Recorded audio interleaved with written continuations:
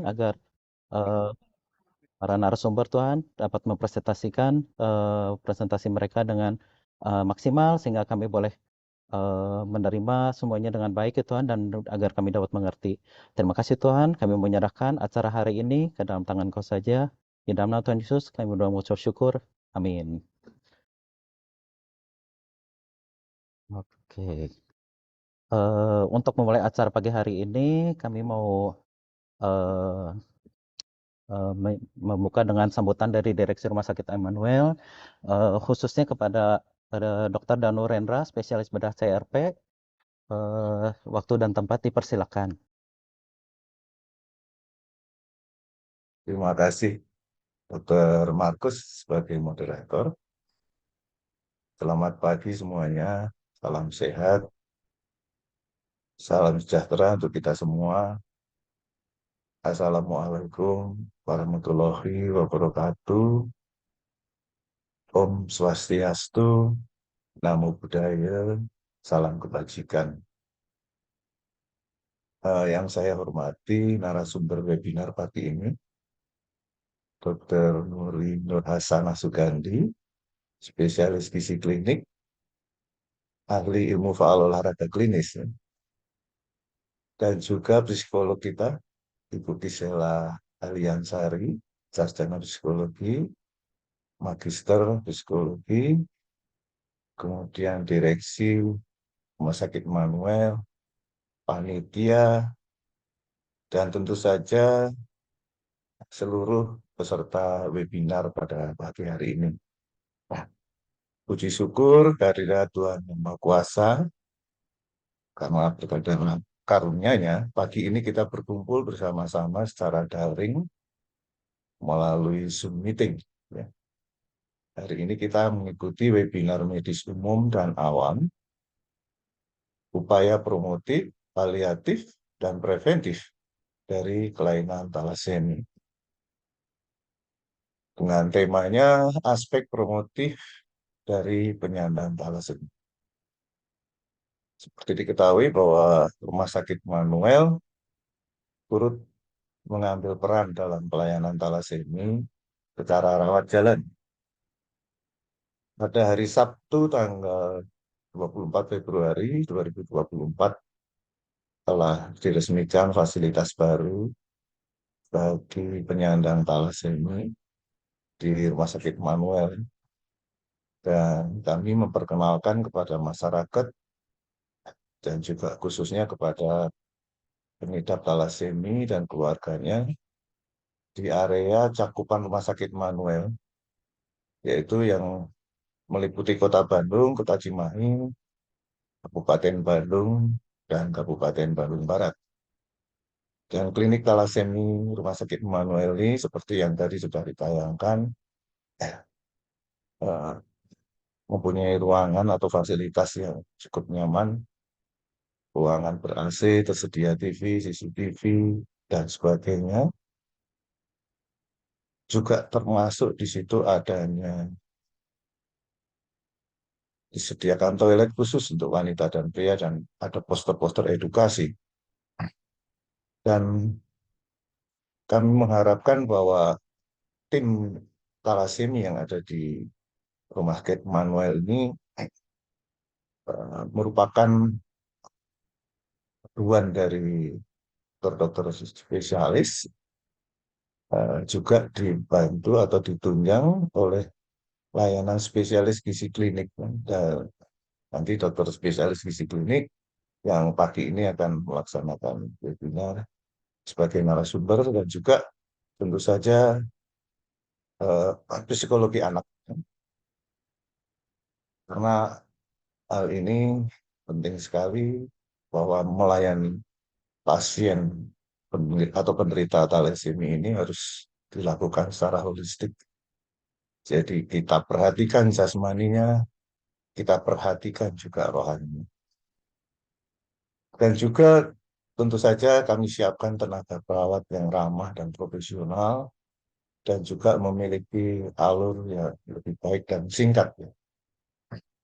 Kemudian untuk pelayanan talasemi ini juga menerima pasien BPJS atau dari mitra asuransi pasien dan juga pasien yang tunai ya. Selanjutnya untuk persediaan darah juga kami berkoordinasi dengan PMI, di mana stok darah akan selalu tersedia karena sudah ada MOU dari PMI Jalan Aceh dan PMI Kabupaten Bandung. Nah, setelah resmian waktu itu dilanjutkan dengan seminar awam, yaitu bagi anak-anak dan dewasa muda penyandang talasemi.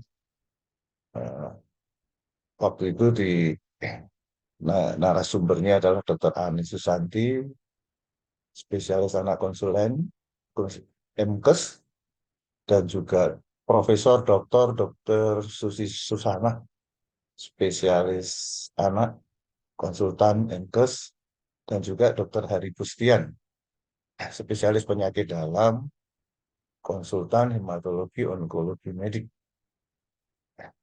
Nah, kegiatan itu disambung dengan hari ini, webinar medis umum dan awam, yaitu upaya promotif, paliatif, dan preventif dari kelainan talasemi dengan tema aspek promotif dari penyandang talasemi. Memang pertanyaan yang selalu timbul, mengapa penyandang talasemi ini berisiko mengalami defisiensi ya, oleh karena HB-nya selalu turun dan selalu dilakukan transfusi. Demikian pula kita juga melihat bahwa pasien-pasien talasemi itu mungkin berisiko kekurangan nutrisi. Nah, nanti akan dibahas oleh Ibu Kisila ya, Ibu Dr. Nuri tentang pentingnya beberapa nutrisi utama ya, baik itu makronutrisi dan mikronutrisi dan suplementasi juga. Tentu saja bagaimana pengaturan nutrisinya, kita tentu tidak akan sembarangan memberikan asupan baik itu vitamin, mineral, kemudian suplemen, bahkan juga pemberian zat besi, apakah perlukan pada pasien thalassemia ini dan berapa dosisnya nanti akan dibahas. Selain itu juga tentang uh, aspek psikologisnya, nanti Ibu Gisela akan membahas tentang self-care, di mana self-care itu menurut definisi WHO 2021 adalah kemampuan individu, keluarga, dan komunitas untuk meningkatkan kesehatan, mencegah penyakit, memelihara kesehatan, dan mengatasi penyakit dan disabilitas dengan atau tanpa dukungan penyedia layanan kesehatan. Karena kita juga sering melihat bahwa penyandang talasemi ini akan mengalami apa yang dirasakan bahwa dia karena punya kelainan, mungkin dia merasa berbeda dengan orang lain. Mungkin memiliki gambaran diri yang kurang baik, kurang percaya diri, merasa terisolasi, merasa bergantung pada orang lain, dan juga menghadapi masalah-masalah yang ada termasuk finansial. Juga kadang karena berubah terus-menerus ya ada kelelahan, mungkin juga kurangnya dukungan dari keluarga ataupun orang yang di sekitarnya. Hal ini akan menyebabkan timbulnya stres, ya, kemudian cemas dan depresi. Nah, masalah-masalah itu semua akan dibahas dan bagaimana solusinya nanti kita diskusikan bersama dengan narasumber di webinar pagi ini. Oleh karena itu, marilah kita semua gunakan waktu ini sebaik-baiknya dalam webinar ini. Terima kasih sambutan saya ucapkan selamat berwebinar. Tuhan memberkati. Salam sejahtera untuk kita semua. Wassalamualaikum warahmatullahi wabarakatuh. Om Santi, Santi, Santi Om. Namo Buddhaya, salam kebajikan. Terima kasih kepada Dr. Danurendra SPB CRP atas sambutannya di pagi hari ini di webinar kesehatan di Sabtu 2 Maret 2024. Terima kasih juga saya ucapkan kepada para panitia lain-lain dan untuk fasilitasnya yang sudah disediakan. Eh, Semoga semuanya dapat perjalanan yang baik dan lancar. Sebelumnya saya ingatkan lagi pada para peserta, khususnya untuk para dokter, untuk melakukan registrasi ulang di kolom chat yang sudah disediakan oleh panitia. Apabila ada sound yang kurang atau ada kekurangan dalam masalah teknis dan lain-lain, harap disampaikan juga di chat agar dapat nanti diperbaiki. Dan kita akan mulai dulu dari narasumber yang pertama. Mari kita lihat CV-nya dulu.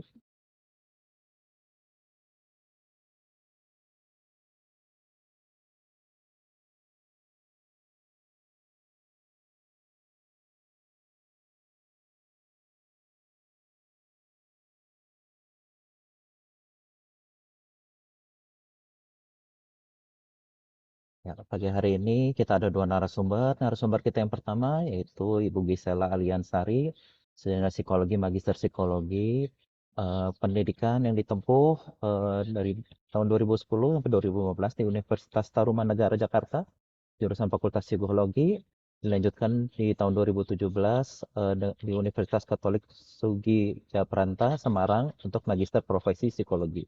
Saat ini pengalaman kerja beliau adalah di tahun 2023 sampai sekarang di Rumah Sakit Immanuel Bandung, khususnya di psikolog klinis anak, instalasi rawat jalan, poli tumbuh kembang anak.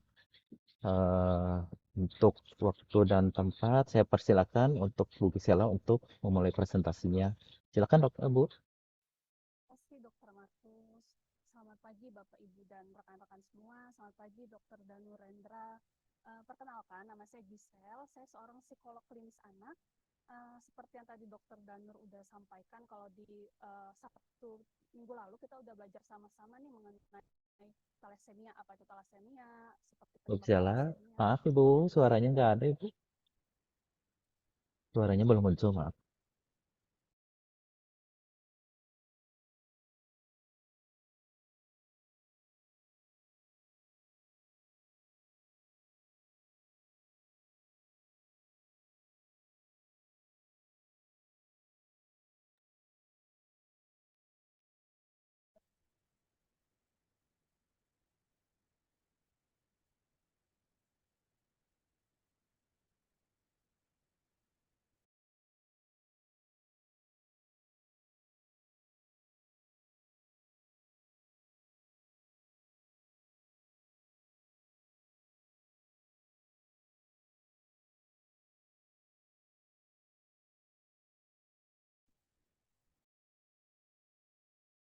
Jadi kita akan perbaiki dulu, ada masalah teknis sedikit.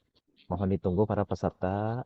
Saya ingatkan lagi juga apabila nanti ada pertanyaan yang ingin disampaikan pada narasumber kami, jangan lupa dituliskan di kolom chat dan ataupun di kolom Q&A agar nanti dapat dijawab pada akhir sesi presentasi. Terus untuk nanti juga akan ada kalau ada 3 pertanyaan yang terbaik yang akan kami pilih dari saya, narasumber dan panitia dan akan mendapatkan giveaway. Jadi kita sambil menunggu dulu sebentar ya.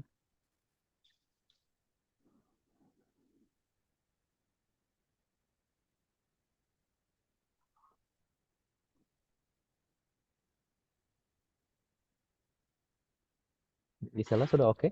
Sudah bisa?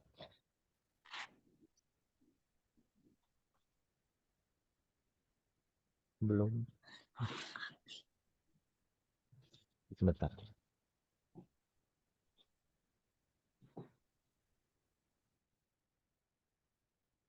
Bu Gisela sendiri akan membawakan topik strategi self-care untuk anak dan caregiver thalassemia.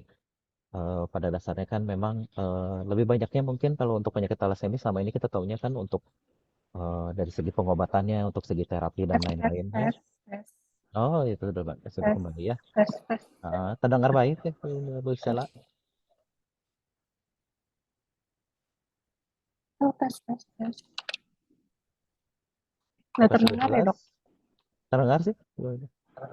Oke, Kedengar? oke. Boleh, silakan dimulai, Bu Sela. Oke, mohon maaf Bapak Ibu dan rekan-rekan semua, tadi ada sedikit kesalahan teknis. Jadi hari ini, Sabtu hari ini, perkenalkan dulu, nama saya Giselle, saya seorang psikolog klinis anak.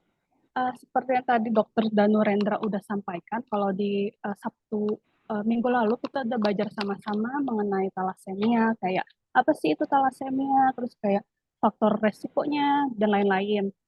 Hari ini kita akan sama-sama belajar mengenai strategi self-care untuk anak dan caregiver talasemia. Next.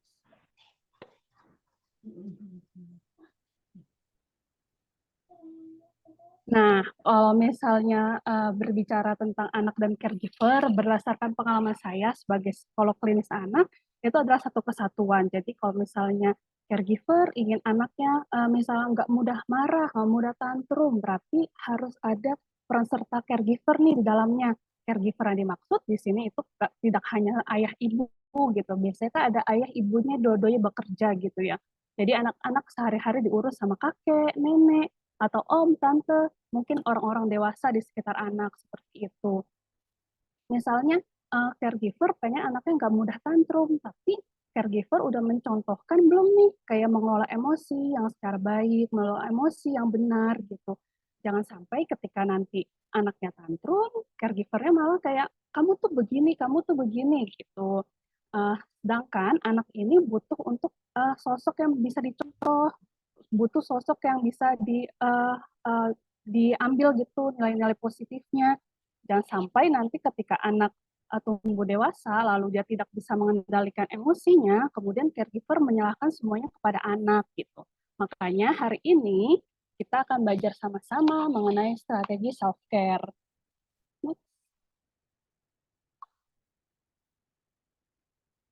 Nah, ini adalah beberapa kondisi yang terjadi pada anak, terutama anak dengan thalassemia mayor. Yang pertama itu sering bolak-balik rumah sakit, kemudian melakukan transfusi darah, tidak masuk sekolah, kurang dukungan. Nah, kurang dukungan ini sifatnya pribadi ya Bapak Ibu dan rekan-rekan semua. Jadi kalau misalnya ada anak nih, dia sehari-hari diurusnya sama kakek nenek gitu. Terus kemudian anaknya bilang ke ibunya, "Ma, temenin aku dong besok ke rumah sakit." gitu. Kemudian reaksi dan nada suara orang-orang dewasa di sekitar anak nih perlu untuk diperhatikan. Misalnya reaksi pertama tuh kayak gini, nggak bisa kak, besok tuh mama ada kerja, kakak ditemenin sama kakek aja lah, biasanya juga nggak apa-apa, kakak ditemenin sama kakek, kan mama kerja juga buat kakak, mama tuh sayang sama kakak gitu. Reaksi yang pertama. Terus reaksi yang kedua seperti ini, oh kakak minta mama temenin ya, tapi besok mama nggak bisa kak, mama kerja. Gimana kalau 2 minggu lagi? 2 minggu lagi nanti mama temenin ya.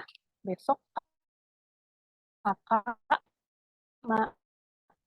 udah rekan-rekan semua kalau yang kedua itu lebih baik untuk anak, baik atau dia ngomong sesuatu atau dia kayak berperilaku di luar kebiasaan sehari-hari. Sebagai caregiver kita nggak bisa nih langsung kayak ngomel atau langsung kayak marah-marahin anak, tapi kita perlu dengan anak. Jangan-jangan ada nih kebutuhan anak yang belum terpenuhi. Nah, kebutuhan itu tidak melulu soal kebutuhan ekonomi, Bapak, Ibu, dan rekan-rekan semua. Tapi ada banyak banget kebutuhan emosional yang perlu untuk dirasakan anak.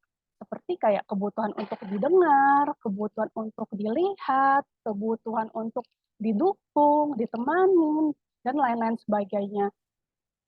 Jadi, ketika anak-anak, terutama anak dengan thalassemia mayor, misal dia mau ke rumah sakit, terus kayak orang tuanya ternyata sibuk, orang tua perlu untuk menyediakan waktu untuk anak agar anak merasa didukung, merasa ditemenin. Karena bagi anak-anak, ketika masih anak-anak itu, anak-anak masih bersifat berpikir itu seperti konkret banget gitu. Jadi ketika orang tua bilang, iya mama sayang sama kakak, tapi kok mama nggak pernah ya kayak nemenin kakak transfusi misal gitu. Atau kenapa ya mama selalu kerja gitu, katanya mama sayang sama kakak gitu. Nah, karena anak-anak itu berpikirnya masih seperti itu, Bapak, Ibu, dan rekan-rekan semua. Dia masih berpikir tuh secara konkret gitu, apa yang dilihat itu yang dirasakan gitu. Jadi ketika Bapak, Ibu, dan rekan-rekan caregiver semuanya bilang kayak, iya, Mama sayang sama kakak, tapi itu juga perlu diikuti dengan suatu bentuk tindakan yang konkret. Kemudian adanya perubahan fisik dan lain-lain ini seperti kayak misalnya adanya resiko untuk komplikasi. Next.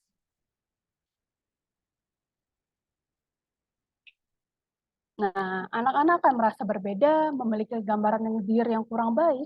Gambaran diri atau self-image ini seperti kayak cantik, jelek, ganteng, pinter, bodoh, terus kurang percaya diri, merasa terisolasi, merasa bergantung. Hal-hal ini akan menimbulkan banyak banget perasaan-perasaan atau emosi-emosi yang akan dirasakan anak. Beberapa di antaranya itu stres, cemas, dan depresi. Next. Kalau ini yang merupakan kondisi yang dialami oleh caregiver. Yang pertama, caregiver mungkin akan merasa bersalah, apalagi kalau jika orang tua, ayah dan ibu itu sama-sama bekerja gitu. Jadi waktu untuk anak tuh terbatas. Misalnya ayah ibunya dari pagi sampai malam kerja, anak diasuh oleh kakek, nenek, om, tante, atau pengasuh yang lain gitu. Jadi orang tua merasa kurang waktu nih sama anak. Tapi itu semua bisa diatur Bapak Ibu dan rekan-rekan semua. Misalnya ayah ibu bisa untuk makan bersama sama anak, misal makan malam gitu. Tapi tentu diikuti dengan misalnya tidak memakai handphone gitu ketika makan. Jadi ayah ibu bisa kayak nanya-nanya mengenai hari-hari anak. Kakak tadi yang paling kakak suka hari ini apa? Pelajarannya apa? Tadi teman-teman gimana di sekolah? Besok kakak mau dikasihin bekal apa? Seperti itu. Atau mungkin kayak main sama anak sebelum tidur. Atau membaca buku cerita dengan anak. Seperti itu. Kemudian kelelahan ini kalau untuk caregiver biasanya umumnya dialami oleh ibu dan istri yang suaminya kerja dari pagi sampai sore. Terus kayak misalnya orang tua, mertua, keluarga, teman-teman itu tinggalnya terpisah dari si ibu ini. Jadi misalnya ibunya di Bandung gitu ya, terus tapi keluarganya semuanya kayak di Jakarta, teman-temannya di Jakarta. Jadi dia nggak ada dukungan nih dari orang-orang terdekat. Nah, kalau misalnya seperti itu kan jadi dia cuma punya suaminya doang nih. Jadi kayak bestinya nih cuma suaminya doang deh gitu. Jadi yang bisa dilakukan oleh suami adalah bisa nih kayak ngajak ngomong istrinya gitu. Jadi kalau misal bapak-bapak, suami, kalau misal pulang kerja, habis makan jangan langsung tidur, tapi ajak omong nih istrinya, kayak tanya-tanya kegiatannya, bercanda sama-sama, tukar pikiran, menceritakan kegiatan sehari-hari, atau mungkin bisa didukung dengan cara kayak menaruh sesuatu sesuai tempatnya gitu. Jangan kayak misalnya naruh anduk basah di kasur gitu, atau kayak naruh baju kotor di mana-mana gitu. Itu kan kita sebagai suami itu perlu untuk kayak ngedukung nih, walaupun misalnya secara waktu nggak bisa dukung banyak-banyak, tapi dengan menaruh pakaian kotor di tempatnya, menaruh handuk basah di tempatnya, itu sebuah bentuk dukungan juga.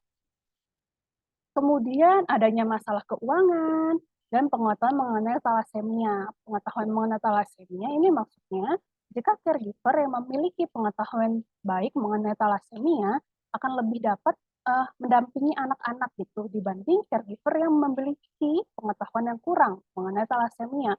Caregiver akan merasa kewalahan atau kebingungan dalam mendampingi anak-anak. Dan lain-lain seperti misalnya ada konflik peran, seperti itu. Nah, kondisi-kondisi ini akan menimbulkan berbagai macam perasaan pada diri caregiver. Beberapa di antaranya itu stres, cemas, dan depresi. Nah, stres, cemas, dan depresi ini merupakan perasaan negatif. Nah, perasaan ini bisa mempengaruhi pikiran, perbuatan, dan perkataan. Apalagi kalau misalnya caregiver tinggal satu rumah dengan anak.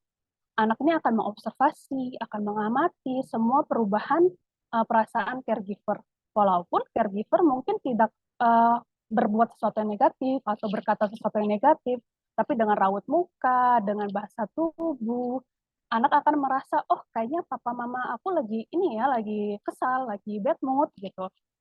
Dan kalau yang lebih parahnya adalah anak biasanya akan merasa nih, jangan-jangan gara-gara aku ya papa mama seperti itu, seperti itu.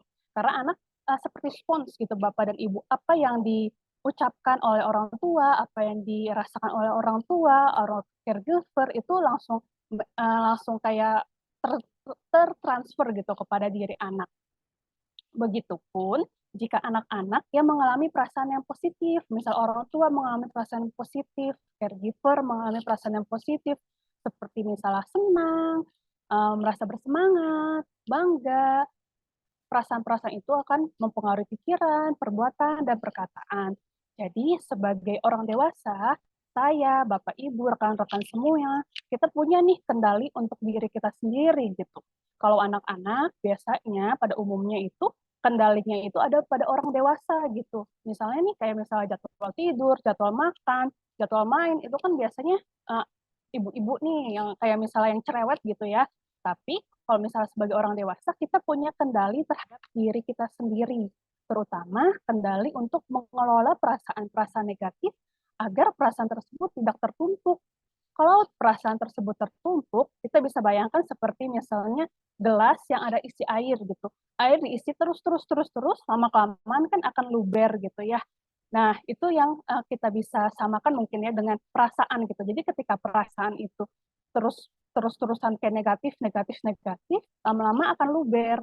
Nah, takutnya perasaan negatif yang luber ini akan dikeluarkan dengan cara yang kurang baik atau mungkin dilampiaskan ke orang yang tidak tepat. Itu yang perlu kita hindari seperti itu. Next. Nah, kalau misalnya handphone kita lowbat, yang kita lakukan adalah langsung ngecas handphone ya Bapak Ibu dan rekan-rekan semua. Tapi kalau misalnya pikiran kita yang low, atau mungkin perasaan kita yang low, mental kita yang low, kita harus apa ya? Next. Salah satu yang bisa kita lakukan adalah melakukan self-care Bapak Ibu dan rekan-rekan semua. Nah, menurut WHO yang tadi udah disampaikan oleh Dr. Danur, self-care itu kemampuan individu, keluarga, dan komunitas untuk meningkatkan kesehatan, mencegah penyakit, memelihara kesehatan, dan mengatasi penyakit dan disabilitas dengan atau tanpa dukungan penyedia layanan kesehatan. Jadi, secara sederhana, self-care itu adalah kemampuan untuk merawat diri. Nah, self-care itu ada banyak banget, tapi akan dikelompokkan menjadi 4, yaitu self-care secara mental, self-care secara fisik, self-care secara spiritual, dan self-care secara sosial. Self-care ini kita harus lihat secara utuh ya Bapak Ibu, rekan-rekan semua. Nggak bisa tuh kalau misalnya kita cuma ngeliat self-care secara fisik doang gitu, atau self-care secara spiritual doang, itu tidak bisa gitu. Jadi kita harus melihat self-care ini sebagai satu gambaran yang utuh. Tapi ada kalanya kita membutuhkan satu self-care lebih banyak daripada self-care lain. Misalnya hari ini saya lebih banyak nih kayaknya membutuhkan self-care sosial dibanding self-care mental, self-care fisik, dan self-care spiritual. Tapi bukan berarti self-care sosial tuh kayak paling bagus gitu. Next. Nah, yang pertama adalah self-care secara mental. Nah, kalau misalnya mengenal diri sendiri, seperti kita harus tahu nih, yang kita suka apa, yang kita nggak suka apa. Kepada anak, kita bisa kenalkan, misalnya kayak sentuhan baik, sentuhan kurang baik. Dan kalau misalnya tadi saya bilang, biasanya kan anak-anak dijadwalin tuh sama ibu-ibunya ya, misalnya kayak mandi, makan, sekolah, seperti itu. Nah, kita bisa ngasih pilihan nih ke anak, misalnya kakak mau makan dulu, apa mau main dulu gitu, atau mungkin kakak mau tidur dulu, tidur sekarang apa tidur 5 menit lagi gitu. Jadi kan ada pilihan tuh, anak punya kendali ini, punya kontrol, oh saya bisa milih nih, walaupun pilihannya itu sama-sama iya dan iya gitu ya Bapak Ibu dan saudara-saudara semua. Jadi ketika kita memberikan pilihan kepada anak, kalau anaknya sudah semakin besar, kita bisa memvariasikan nih pilihannya gitu. Kemudian melakukan hobi. Hobi itu kayak misalnya baca atau menonton TV, seperti itu. Kemudian mengenal emosi dan mengelola emosi. Nah, emosi ini perlu kita untuk kayak definisikan gitu. Jadi, hari ini emosi saya seperti apa ya? Perasaan saya seperti apa ya? Marah, senang, kecewa, putus asa. Banyak banget emosi yang ada, apalagi kalau misalnya dalam bahasa Inggris tuh lebih banyak lagi emosinya. Kemudian mengolah emosi ini kita perlu tahu intensitas emosi kita tuh seberapa sih. Misalnya kalau marah, marahnya 1 sampai 10 seberapa ya? 1 yang paling baik-baik aja, 10 yang paling kayak marah banget gitu. Kalau untuk anak-anak biasanya 1 sampai 3, kalau misalnya anak udah lebih besar 1 sampai 5 gitu. Jadi dengan intensitas emosi kita tahu kita harus apa ya gitu. Contohnya kayak gini, misalnya hari ini saya diomelin sama orang tua nih pagi-pagi gitu. Terus nanti malam, ternyata adik saya ngejatohin mainan saya. Lalu saya marah banget nih sama adik saya kayak marah-marahnya kayak berlebihan banget, udah kayak petasan banget gitu ya marahnya. Nah, ketika saya selesai marah, terus saya ngerasa kayaknya yang dilakukan sama adik saya itu cuma cuma dikit deh, tapi kenapa saya marahnya berlebihan ya? Nah, itu merupakan contoh penempatan emosi yang tidak pada tempatnya. Ketika saya runut-runut, ternyata yang bikin saya kesel itu tadi diomelin sama orang tua, bukan adik saya yang jatuhin mainan saya. Jadi ketika saya diomelin orang tua, saya nggak bisa tuh untuk kayak ngebalesin orang tua saya gitu, nggak bisa kayak ngelawan orang tua saya gitu. Jadi ketika adik saya ngejatuhin mainan, yang dalam status sosialnya dia adik dan saya kakak, jadi saya kayak marah-marah nih ke dia, menumpahkan kemarahan saya yang saya marah sama orang tua, ditumpahkan ke adik saya. Itu merupakan contoh pengelolaan emosi yang kurang baik gitu. Jadi ketika misal tadi saya diomelin orang tua, ternyata saya marah nih. Marahnya 1 sampai 8 tadi intensitasnya ternyata ada di angka 7 gitu. Ternyata 7 itu lumayan intens gitu ya emosinya. Jadi saya harus apa gitu. Ada banyak cara mengolah emosi. Yang pertama misalnya kayak latihan pernafasan, mungkin bisa nulis buku harian, atau mungkin bisa mewarnai, bisa misalnya kayak keluar rumah sebentar, menghirup udara gitu. Jadi saya harus tahu cara pengelolaan emosi saya ketika orang tua saya tadi marah-marahin saya. Oh, saya misalnya bernafas aja ternyata nggak mempan ya. Saya harus apa? Dikombinasikan misal dengan nulis buku diary gitu. Kembali lagi sebagai orang dewasa kita nggak bisa nih ya kayak uh, bilang kayak menuntut, misalnya saya nggak bisa nuntut orang tua saya untuk dapat mengelola emosi gitu. Tapi saya bisa untuk mengendalikan diri saya sendiri, terutama dalam mengelola emosi, agar emosinya itu tidak jatuh ke orang yang salah. Seperti contoh saya tadi, saya malah marah-marahin adik saya, yang mana sebenarnya mainannya itu juga nggak rusak gitu, cuma jatuh gitu. Kemudian self-care fisik, misal tidur cukup, makanan yang sehat, makan dan nutrisi akan dijelaskan lebih lanjut sama Dokter Nuri. Kemudian olahraga, hindari aktivitas yang tidak sehat. Kalau misalnya untuk caregiver, misalnya kayak ngerokok, minuman alkohol gitu. Kalau untuk anak-anak seperti kayak makanan-makanan junk food yang berlebihan, makan coklat permen yang berlebihan, seperti itu. Next.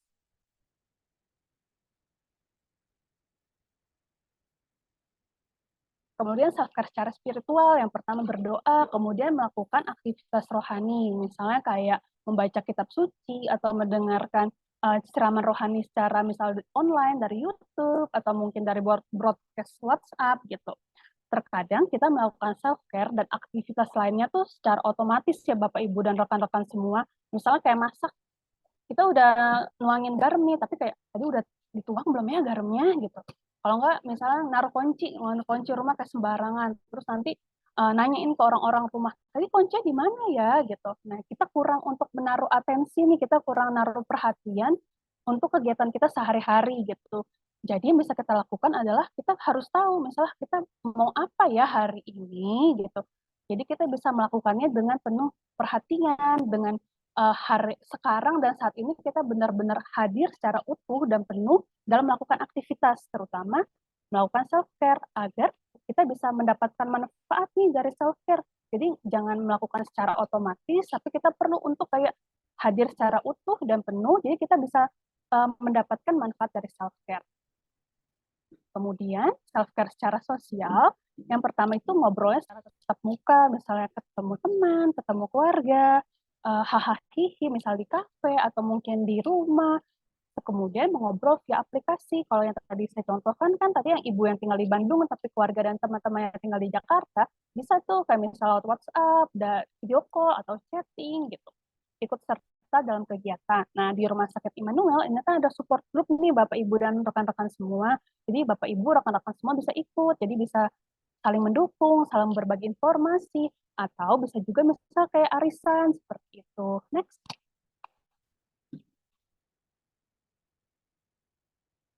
Nah, self-care ini tidak untuk menyelesaikan masalah Bapak Ibu dan rekan-rekan semua, tapi dari self-care kita bisa mendapatkan manfaat. Salah satunya bisa meningkatkan kebahagiaan, memberikan kekuatan untuk mengatasi tuntutan sehari-hari, kemudian meningkatkan kemampuan berpikir positif dan menjadi lebih baik, menimbulkan perasaan tenang dan rileks, meningkatkan konsentrasi dan produktivitas. Next. Ini adalah beberapa tips self-care. Yang pertama itu self-care itu tidak perlu mahal, Bapak Ibu dan rekan-rekan semua. Misalnya tadi olahraga. Olahraga kan bisa jalan kaki, misal tadi yang contoh ayah ibunya bekerja gitu. Bisa nih self-care-nya bareng anak, misalnya jalan kaki setiap hari Minggu gitu.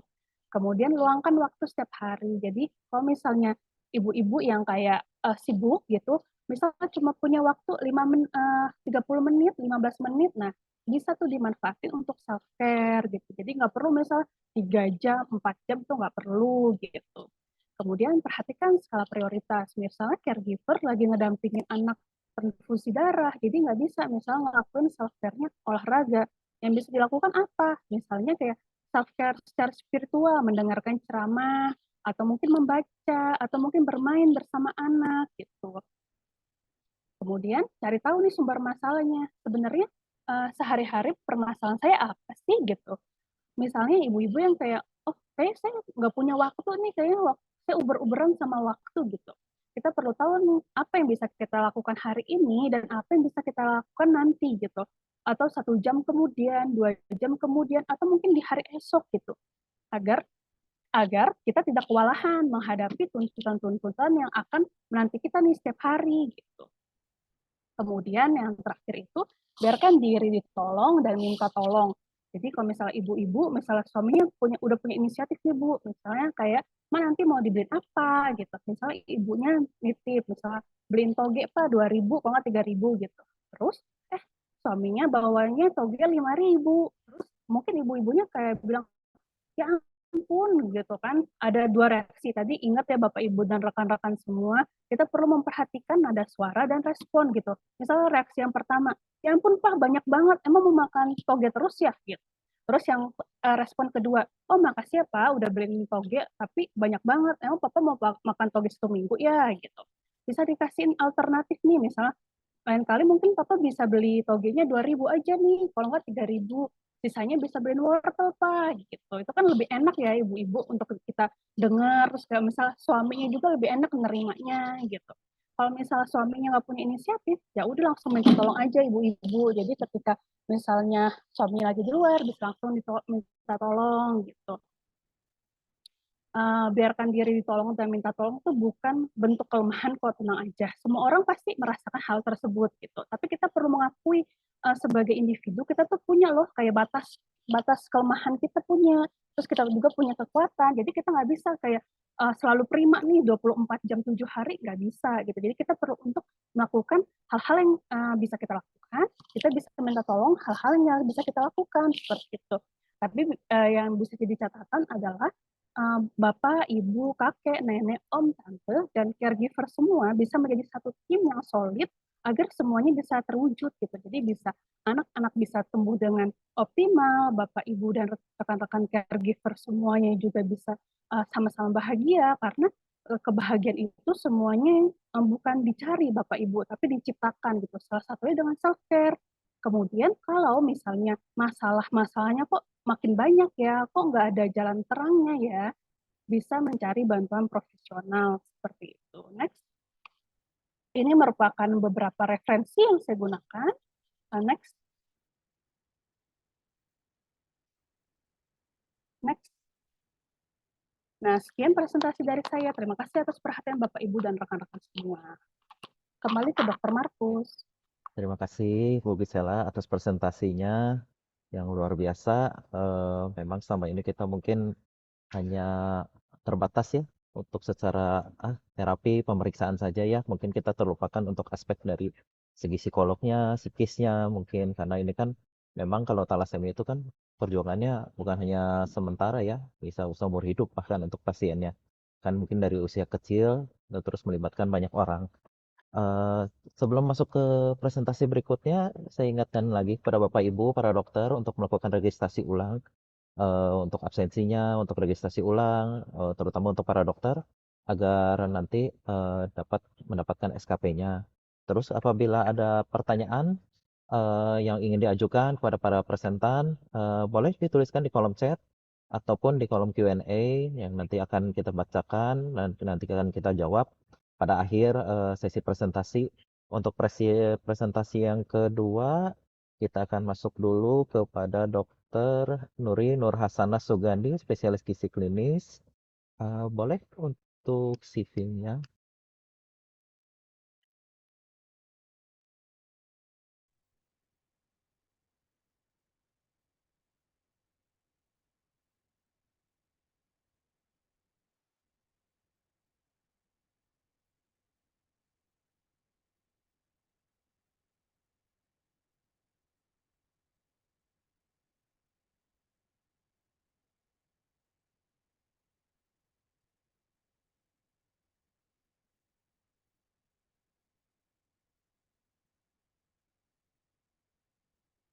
Dr. Nuri nanti akan membawakan kebutuhan nutrisi pada penderita talasemi, salah satu aspek yang mungkin kita sering dengarnya hanya dengan pengobatan, dengan terapi obat-obatan, dengan transfusi dan lain-lain.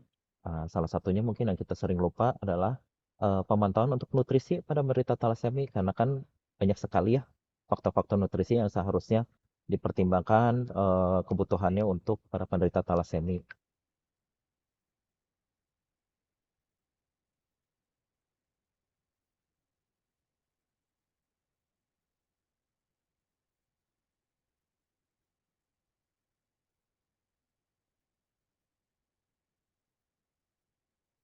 Oke. Presentan berikutnya adalah Dr. Nuri Nur Hasanah Sugandi, spesialis gizi klinik, ahli ilmu olahraga. Pendidikan yang ditempuh adalah di Fakultas Kedokteran Universitas Kristen Maranatha Bandung, lalu dilanjutkan dengan pendidikan dokter spesialis gizi klinik di Universitas Diponegoro, Undip, Semarang. Pekerjaan saat ini adalah dokter spesialis gizi klinik di Rumah Sakit Manuel Bandung, dokter spesialis gizi klinik di Rumah Sakit Unggul Karsa Medika Bandung, dan dokter spesialis gizi klinik di Klinik Utama Skinetika Bandung. Organisasi yang diikuti adalah di Ikatan Dokter Indonesia dan PDGKI, Perhimpunan Dokter Gizi Klinis Indonesia. Untuk Dokter Nuri, waktu dan tempat kami persilakan sekitar 40 menit. Jangan lupa untuk para peserta, apabila ada pertanyaan, jangan lupa dituliskan di kolom komentar, karena pada akhir acara akan dipilih 3 penanya terbaik dan akan ada giveaway ya. Terima kasih. Untuk waktu dan tempat kami persilakan pada Dokter Nuri. Baik, terima kasih Dr. Markus. Saya izin share screen. Hmm.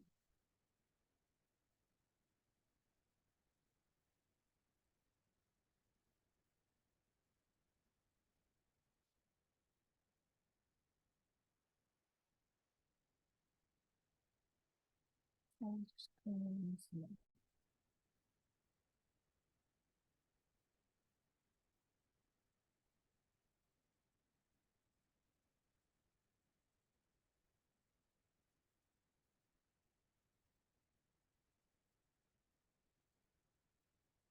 Oke, baik, terima kasih. Selamat pagi.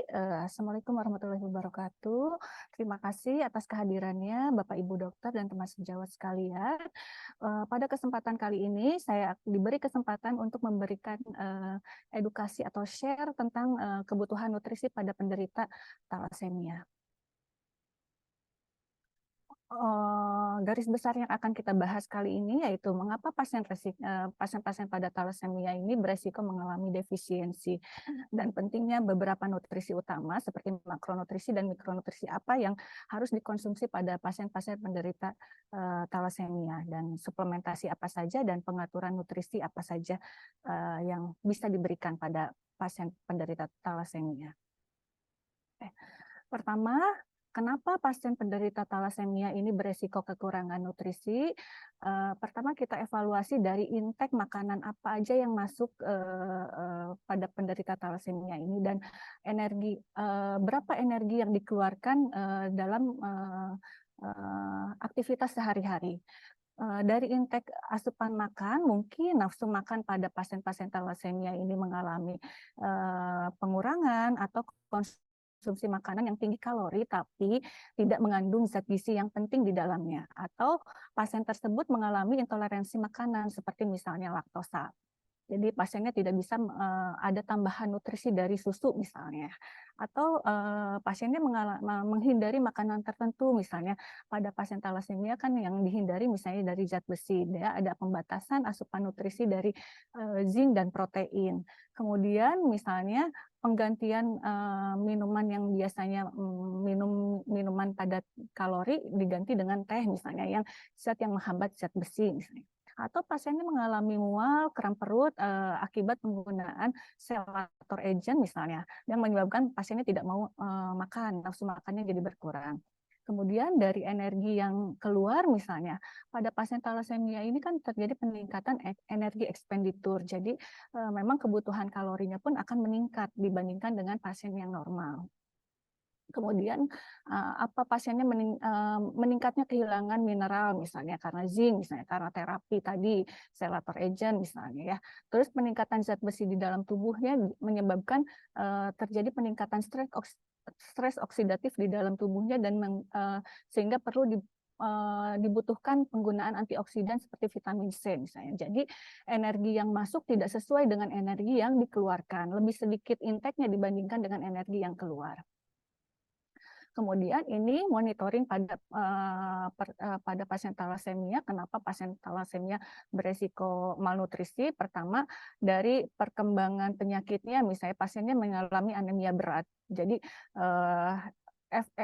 zat besi di dalam tubuhnya juga berkurang misalnya karena terjadi hemosiderosis.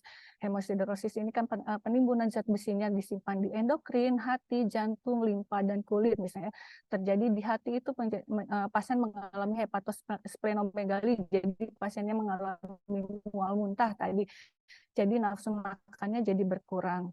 Kemudian perutnya membesar juga nafsu makannya berkurang, atau pasiennya karena kekurangan oksigen di dalam tubuhnya jadi pasiennya lemesnya jadi pasien anoreksia, nggak mau makan, nutrisinya pun jadi berkurang.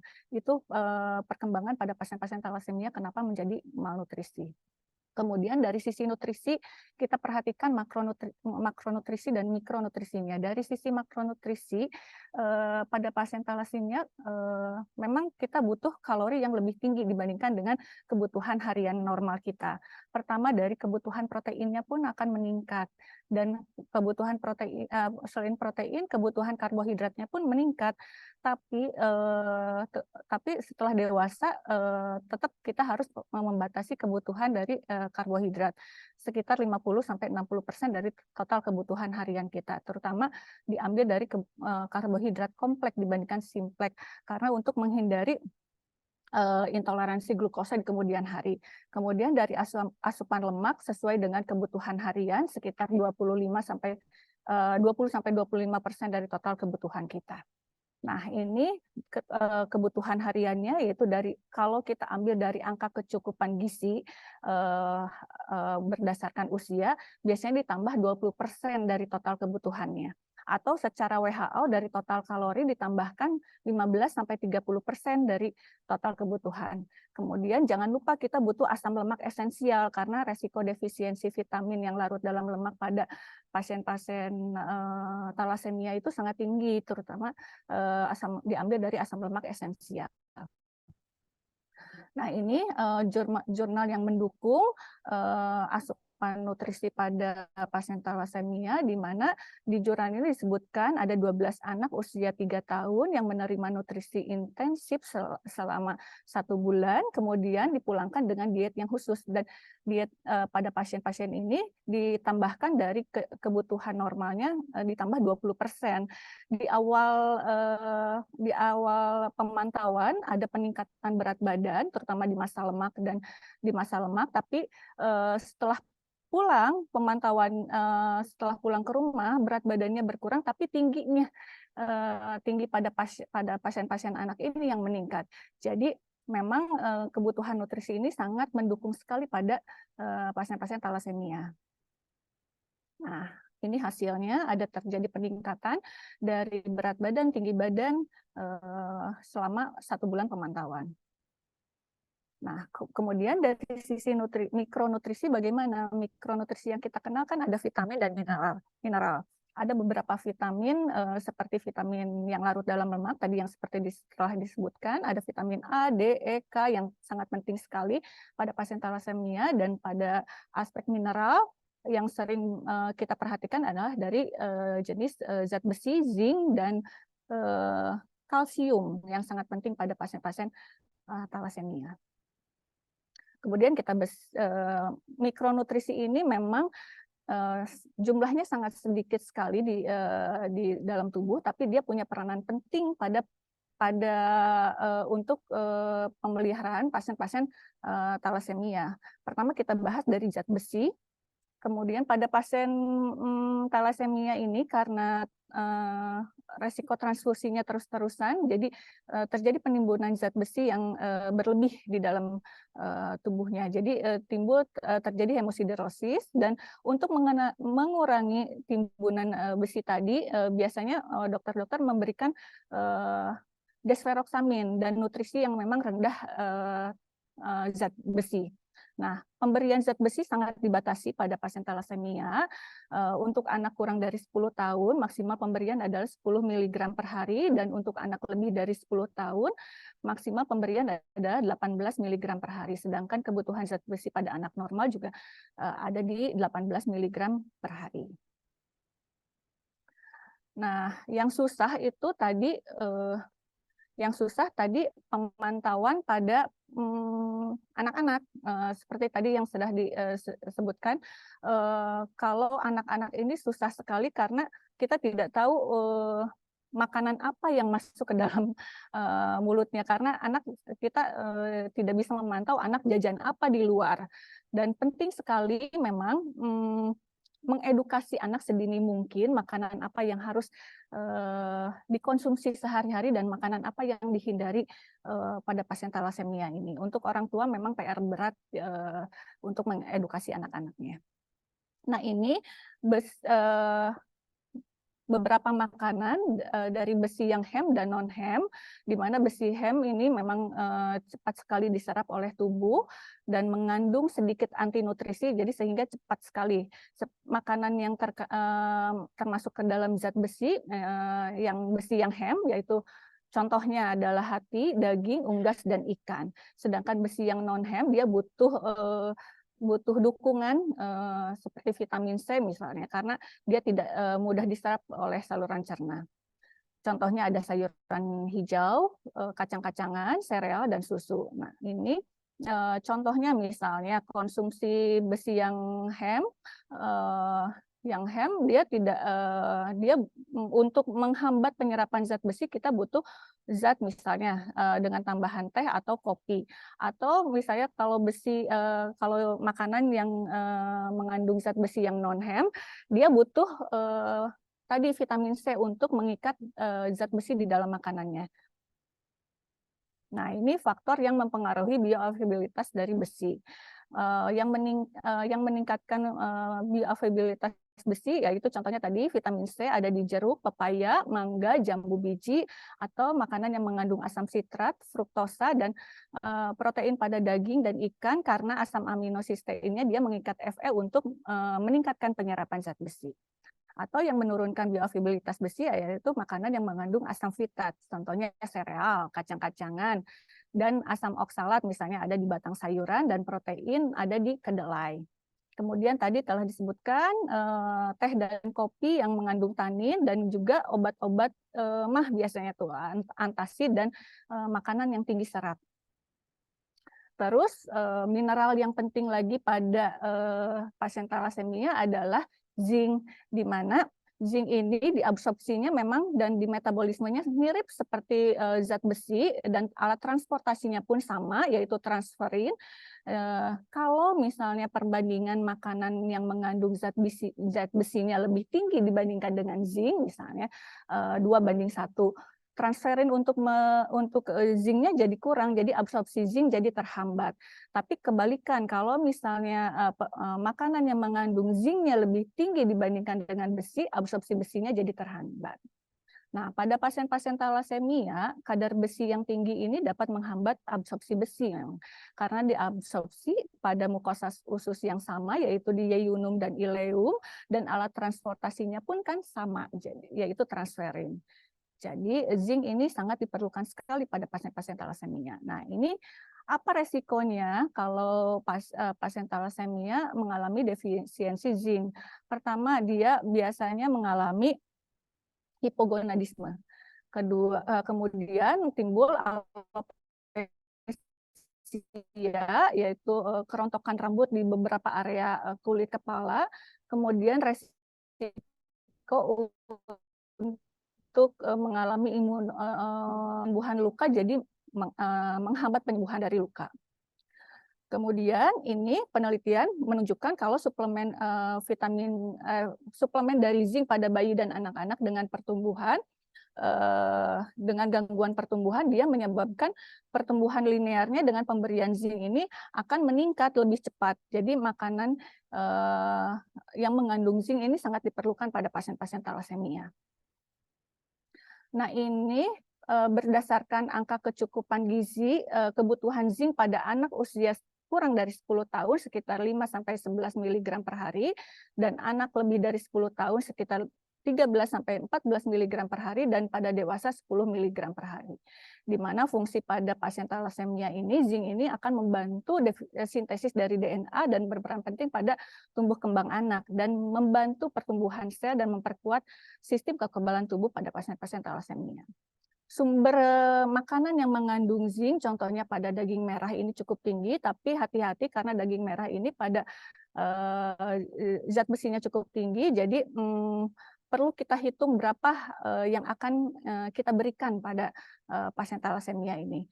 Dia mengandung 4,8 mg per 100 gram daging merah, dan pada ayam 90 gram dia mengandung zinc 2,4 mg, dan susu 1 gelas dia mengandung 0,9 mg zinc, dan keju 100 gram dia mengandung 2,8 mg zinc, dan yogurt 1 cup dia mengandung 1,1 mg zinc. Sedangkan pada pasien-pasien talasemia, kebutuhan zinc ini memang meningkat, yaitu biasanya secara angka kebutuhan gizi, kecukupan gizi 10 mg dalam keadaan normal. Pada pasien talasemia ini dia membutuhkan 45 mg per hari. Memang kebutuhannya jadi meningkat. Nah, mikronutrisi yang penting lagi pada pasien talasemia yaitu kalsium. Kalsium ini memang diperlukan apalagi pada anak-anak untuk pertumbuhan tulang dan gigi. Nah, bila kalsium dalam darahnya kurang, tubuh akan meningkatkan produksi hormon paratiroid untuk merangsang pelepasan kalsium dari tulang, dan dia akan mereabsorpsi kalsium dari ginjal pula untuk mempertahankan kadar kalsium di dalam darah. Kemudian absorpsi kalsium juga di saluran cerna juga akan ditingkatkan dengan pemberian dari vitamin D, karena asupan kalsium dalam makanan yang rendah, dia deposit kalsium dalam tulang pun dia akan turun, sehingga pelepasan kalsium di dalam tulang juga akan semakin meningkat dan beresiko osteoporosis pada pasien-pasien talasemia. Jadi selain hormon paratiroid dan vitamin D, kemudian densitas tulang juga dipengaruhi oleh hormon estrogen, testosteron, dan tiroksin. Nah, pada pasien-pasien talasemia yang tidak mendapatkan transfusi darah yang adekuat, dia terjadi peningkatan aktivitas dari sumsum tulang, sehingga korteks tulang pun menjadi tipis. Dan sebaliknya, pada pasien talasemia yang mendapatkan transfusi yang berulang pun, dia menyebabkan terjadi hemosiderosis pada berbagai organ, terutama di organ testis, ovarium, kelenjar tiroid, dan paratiroid, sehingga dia akan menurunkan densitas dari tulang. Oleh karena itu, selain pemberian desferoxamin, diperlukan pula terapi hormon dan pemberian suplementasi dari kalsium. Nah, ini jurnal yang mendukung bahwa pemberian kalsium dan vitamin D ini sangat mempengaruhi sekali pada pertumbuhan dari tulang pada pasien-pasien thalassemia. Nah, ini kebutuhan angka kecukupan gizi pada pasien yang normal, yaitu 1000 mg per hari. Sedangkan pada pasien-pasien thalassemia, dosisnya meningkat, kebutuhannya meningkat. Pada anak itu 1 gram per hari dan pada remaja 1,5 sampai 2 gram per hari. Sumber makanan yang mengandung kalsium tinggi yaitu contohnya misalnya susu per 100 gram dia mengandung 900 mg kalsium. Yogurt misalnya 3/4 cup dia mengandung 330 mg kalsium. Tahu misalnya tahu 150 gram dia mengandung 235 mg dan yang tinggi lagi adalah sarden setengah kaleng dia mengandung 200 mg. Kemudian dari sayuran kita dapatkan dari brokoli 120 gram brokoli dia mengandung 112 mg kalsium dan pada bayam setengah gelas dia mengandung 130 mg dan kacang almond 30 gram dia mengandung 75 gram kalsium. Dan pada jeruk 150 gram dia mengandung 60 mg kalsium. Nah, mikronutrisi penting lagi yang harus diperhatikan adalah pemberian vitamin C. Vitamin C ini bahan esensial yang memang dibutuhkan oleh tubuh untuk connective tissue pada untuk jaringan penunjang yang memang diperlukan juga untuk penyerapan zat besi di dalam makanan dan diperlukan untuk memetabolisme dari zat besi. Nah, resiko dari kalau kita kekurangan dari vitamin C ini memang resiko anemia pada pasien thalassemia memang jadinya lebih tinggi. Tapi pemberian vitamin C ini juga memang harus diperhatikan karena dilemanya pemberian vitamin C ini juga dia akan membantu kerja dari desferoxamin yang diberikan untuk mengeluarkan besi bisa sampai 2 kali lipat. Nah, tapi ditemukan pada jurnal ini kalau pemberian desferoxamin dengan vitamin C 500 mg per hari dia dapat menyebabkan menurunnya fungsi jantung. Jadi karena vitamin C ini akan meningkatkan kadar besi yang aktif di dalam sel dan akan mengubah ferritin menjadi transferin sehingga jumlah besi jadi meningkat untuk dikalasi oleh desferoxamin dan terlalu banyak zat besi yang bebas menyebabkan terjadinya peroksidasi pada membran lipid, jadi menimbulkan efek toksik pada jantung dan organ lain.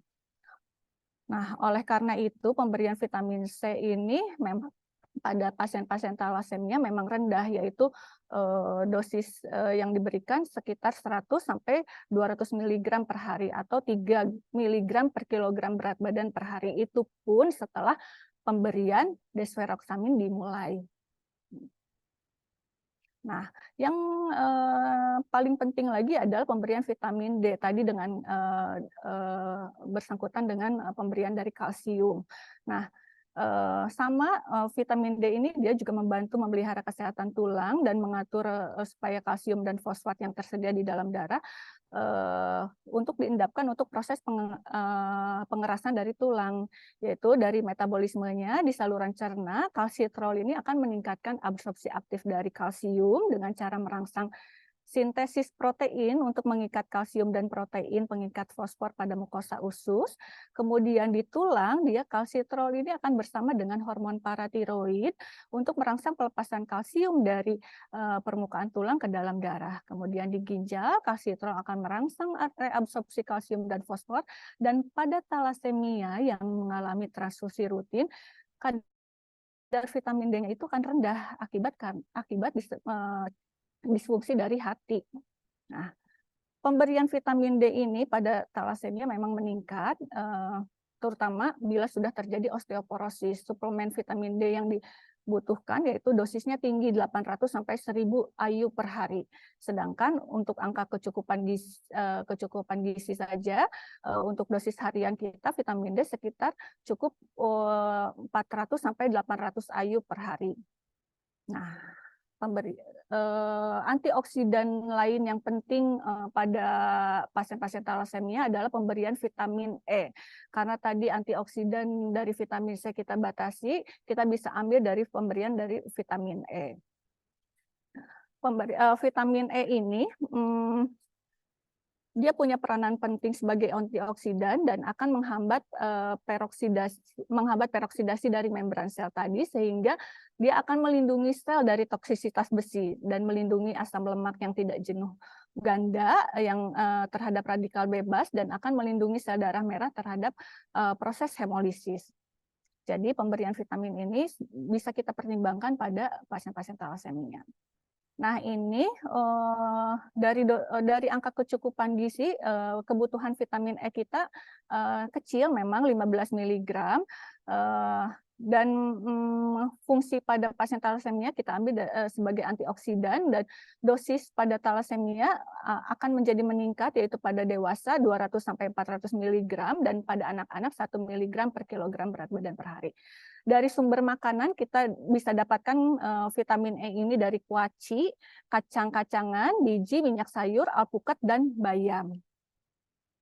Dan yang tidak kalah penting adalah pemberian asam folat, di mana asam folat ini memang dibutuhkan pada pasien thalassemia yang tidak mendapatkan transfusi secara adekuat.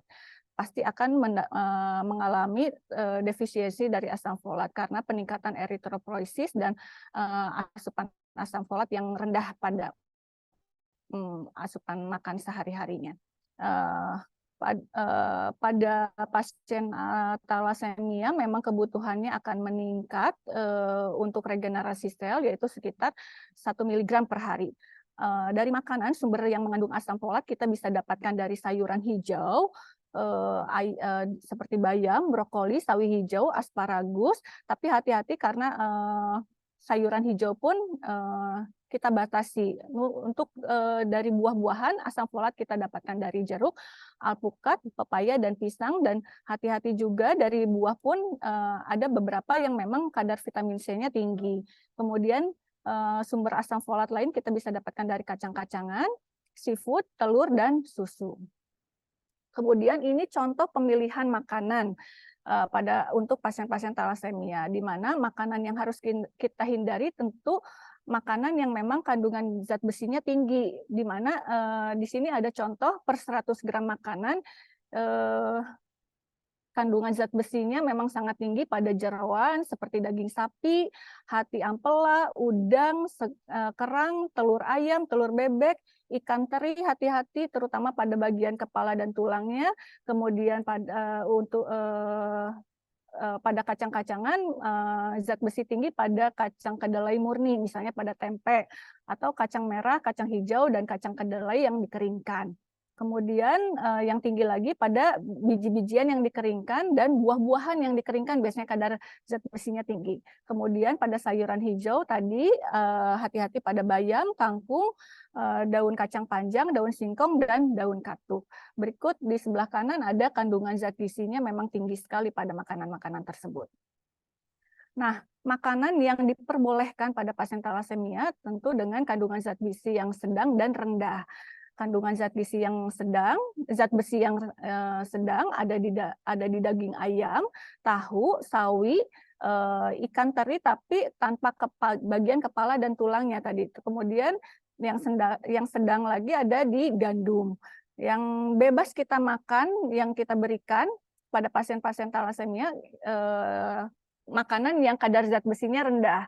Contohnya ada di jenis karbohidrat sederhana, contohnya nasi, mie, roti, biskuit, bisa kita berikan umbi-umbian seperti singkong, ubi talas, kemudian semua jenis ikan boleh, dia kadar zat besinya rendah, cuman hati-hati tadi di ikan teri atau ikan bilis, terutama di bagian kepalanya, kepala dan tulangnya. Kemudian hati-hati semua jenis buah-buahan kadar zat besinya rendah.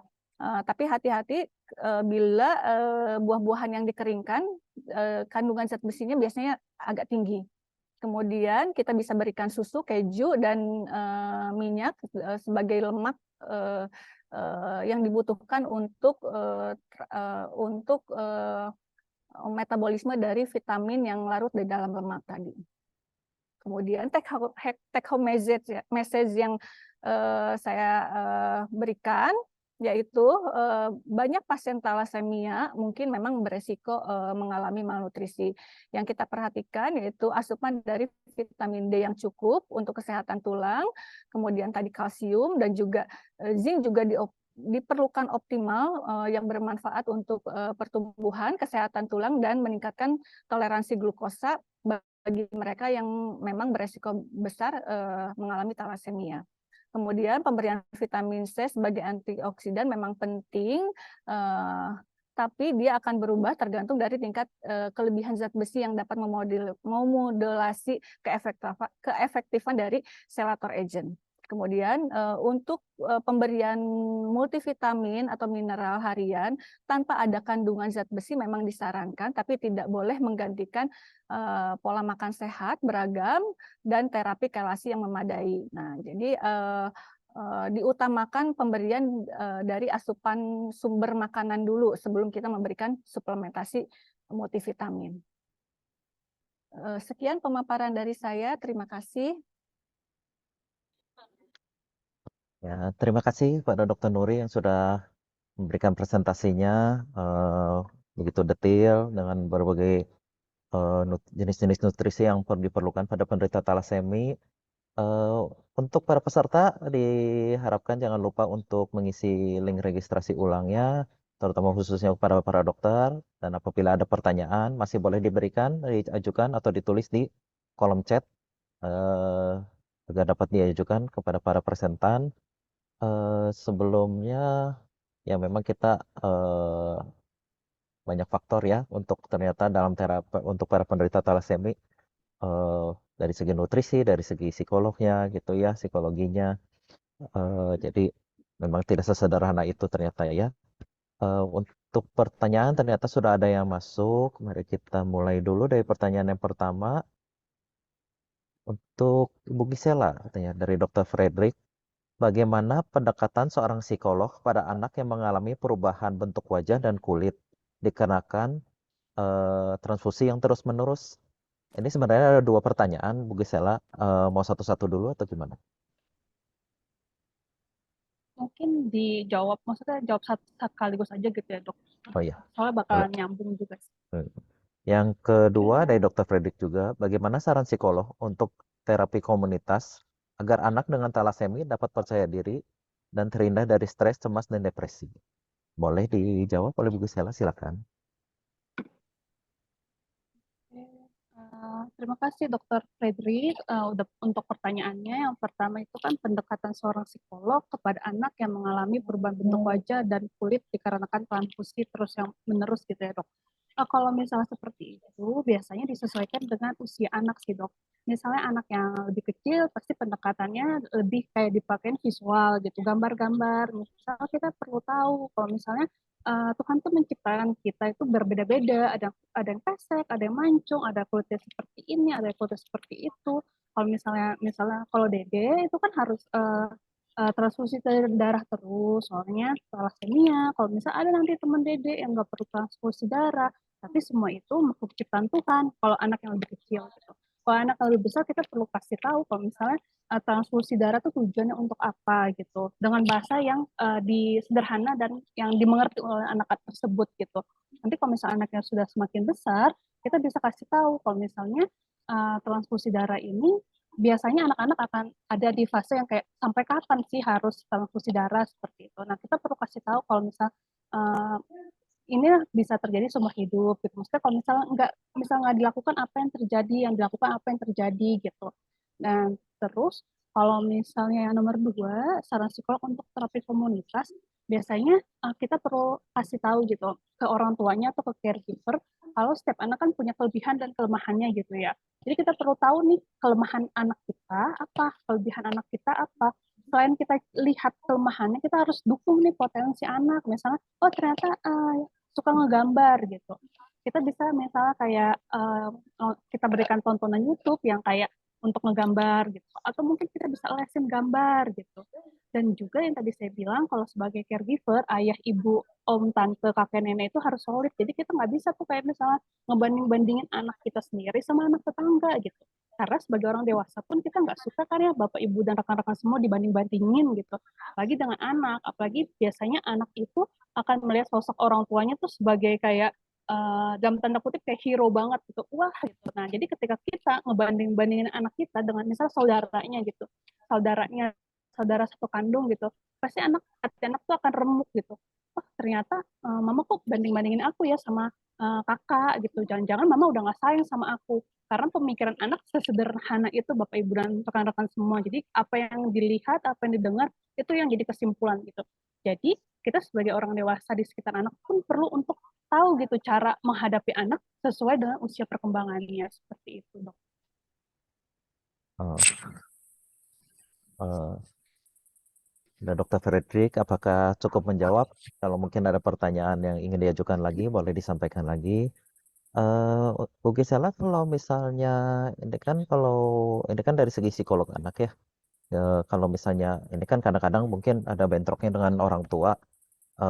Kadang apakah mungkin lebih sering kasusnya juga malah jadi orang tuanya yang sering berdebat dengan dalam cara penanganan penderita talaseminya, atau mungkin jadi kan tadi kan kalau perbandingannya eh, malah pasiennya yang jadi membandingkan diri sendiri dengan kakaknya, apakah mungkin terbalik mungkin karena orang tua jadi lebih fokus diperhatikan mungkin pada satu anak saja gitu yang pasien talasemi, jadi kesannya diistimewakan.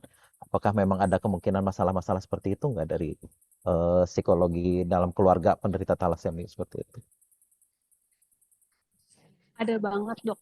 Jadi yang kalau sependek pengetahuan saya, jika anak yang satu memiliki gangguan misalnya kayak thalassemia atau mungkin saudara yang memiliki kayak anak berkebutuhan khusus, biasanya tuh orang tua akan fokus nih ke saudara yang berkebutuhan gitu. Nah terus melupakan nih anak-anak yang dalam tanda kutip normal. Nah, padahal cinta orang tua, kasih sayang orang tua kan biasanya orang tua tuh mengklaim kalau oh saya tuh adil gitu ya. Tapi ternyata biasanya anak-anak yang mendapatkan kasih sayang dari orang tua, kita perlu tanyakan cara adilnya papa mama tuh seperti apa sih? Kan kita nggak bisa jadiin satu, misalnya anak dengan talasemi sama saudaranya nggak punya talasemia gitu. Terus kita nge-treatnya samakan gitu. Jadi kita bisa tanya nanti kalau misalnya anaknya udah bisa diajak diskusi gitu. Pertanyaan-pertanyaan sederhana aja sekitaran kegiatan sehari-hari. Kalau nggak temenin anak main. Biasanya ada yang namanya special time gitu. Jadi misalnya saudara-saudara yang nggak memiliki talasemia bisa nih misal diajak orang tuanya misal naik sepeda, naik motor, sekedar misal ke pasar atau misal ke Indomaret gitu. Jadi ada waktu khusus untuk anak yang tidak memiliki talasemia agar dia apa ya kayak perhatian orang tua itu semuanya tercurahkan ke anak karena pada masa anak-anak tuh semuanya penting gitu apalagi orang tua dianggap sebagai sosok yang kayak dalam tanda kutip tadi saya bilang sebagai hero gitu jadi ketika anak-anak yang tidak memiliki talasemia di masa diterit misalnya yuk kita mau jajan sekarang misalnya kakak mau ambil apa gitu kalau nggak sekedar makan es krim berdua misalnya sama ayah atau sama ibu perlu untuk waktu bersama gitu special time kalau misalnya ternyata orang tuanya bekerja nih dua-duanya gitu. Nah, jadi bisa untuk pembagian. Misalnya hari ini ayahnya nemenin baca buku, terus besok nemenin ibunya baca buku. Kemudian misal hari Minggu bisa kayak misalnya olahraga bersama atau mungkin pergi belanja bersama seperti itu sehingga anak yang tidak memiliki talasemia juga merasa berhak untuk dapat kasih sayang gitu.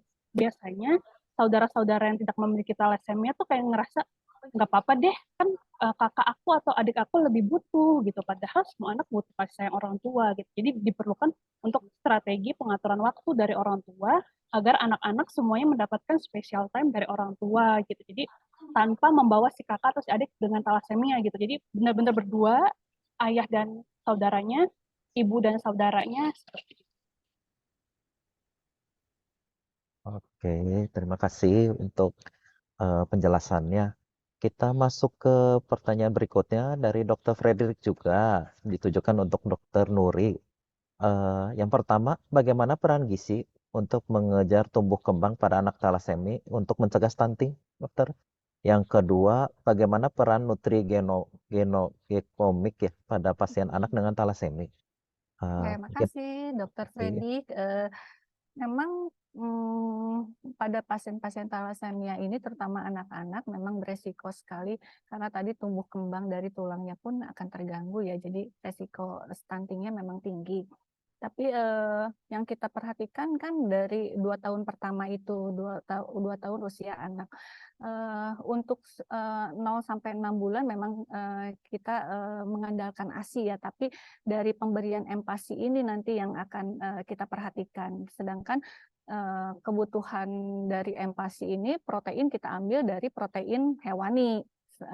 Sedangkan beberapa protein hewani memang kadar zat besinya tinggi. Kita bisa hitungkan, oleh karena itu pada pasien terutama anak-anak nih, usahakan kontrol rutin ke dokter anak, kalau perlu kolaborasi dengan dokter gizi untuk memperhatikan kebutuhan asupan makan dari anaknya.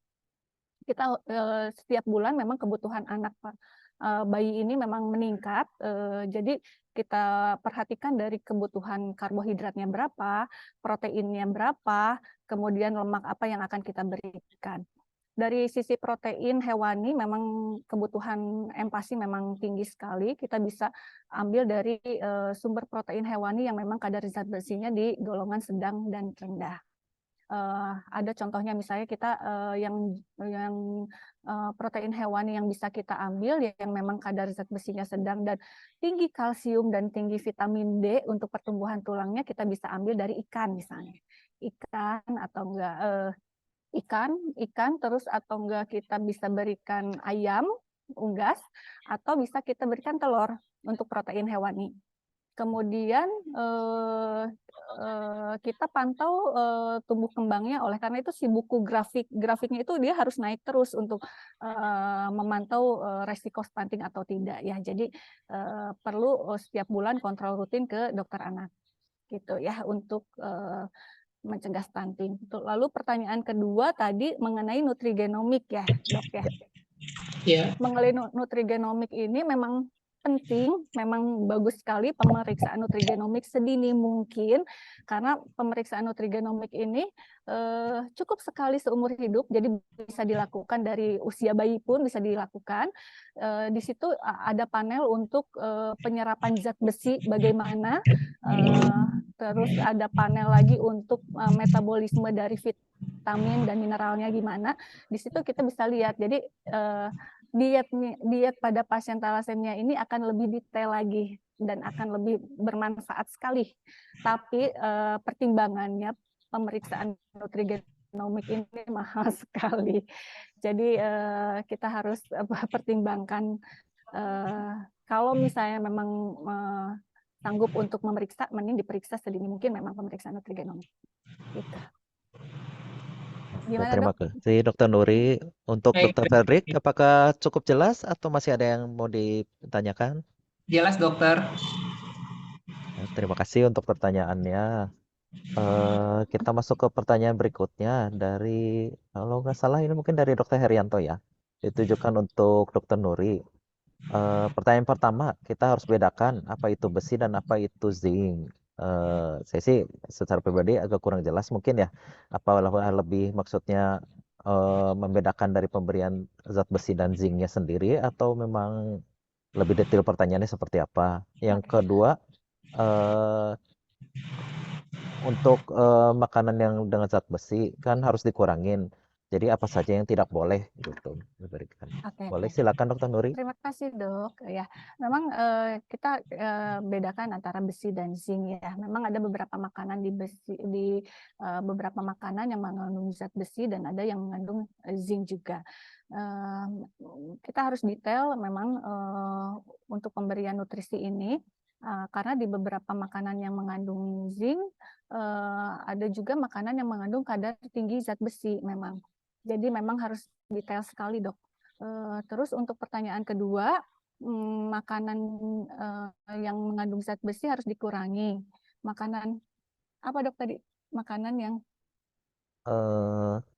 Kan makanan apa aja yang nggak boleh? yang harus boleh. Makanan apa aja yang tidak boleh? Makanan yang tidak boleh terutama memang yang tadi makanan yang memang tinggi kadar zat besinya, Dok. tadi sudah ada di PowerPoint yang Ya. terakhir, sudah dipaparkan makanan yang tinggi zat besi biasanya di protein hewani seperti daging merah misalnya, atau jeroan, hati ayam, hati sapi itu tinggi sekali. Di sayuran biasanya kita temukan di sayuran hijau, kacang-kacangan dan buah-buahan yang dikeringkan biasanya kadar zat besinya tinggi, Dok. Kemudian itu yang harus dikurangi, yang diperbolehkan tadi dari golongan makanan yang kadar zat besinya sedang dan rendah. Itu bisa kita berikan. Terima kasih untuk penjelasannya. Karena ada beberapa pertanyaan juga yang sudah masuk, kita lanjut ke pertanyaan berikutnya dari dokter atau Ibu Ratih mungkin ya. Dalam pertanyaannya adalah dalam 1 minggu, pasien talasemi di usia 18 tahun dengan transfusi rutin dapat mengkonsumsi berapa butir telur dan jenis ikan atau seafood yang diizinkan mungkin ya untuk diberikan. Pertanyaan ditujukan ke Dokter Nuri. Usia 8, memang untuk diet ini memang personal ya. Jadi kita bisa kalau memang kita hitung dari angka kecukupan gizi, memang kita hitungkan dulu angka kecukupan gizi kita misalnya di usia 18 tahun misalnya secara rata-rata kita berikan 1.700 kilokalori. Kemudian kita hitungkan untuk kebutuhan protein ini di sekitar 15 sampai 20% dari total kebutuhan kita. Nah, kita hitungkan saja nanti di situ dari 15% total kebutuhan kita, total protein kita, kita hitung nanti 1 butir telur itu dia mengandung 10 gram protein. Nanti sekali makan kita butuh protein berapa? Kita bisa berikan nanti telur berapa dalam 1 hari gitu. 1 kali makan berapa gitu. Memang secara detail sekali, memang diet itu memang makin personal dia makin baik, Dok. Betul. Jadi nggak bisa sama gitu setiap orang, tergantung kondisi pasiennya masing-masing. Oke, pada Dokter Ratih atau Ibu Ratih, apakah sudah cukup jelas atau ada pertanyaan yang ingin ditambahkan mungkin? Mungkin kalau masih ada pertanyaan bisa apakah ada? Atau kalau enggak mungkin bisa dilanjutkan ditulis mungkin di kolom chat ya. Kita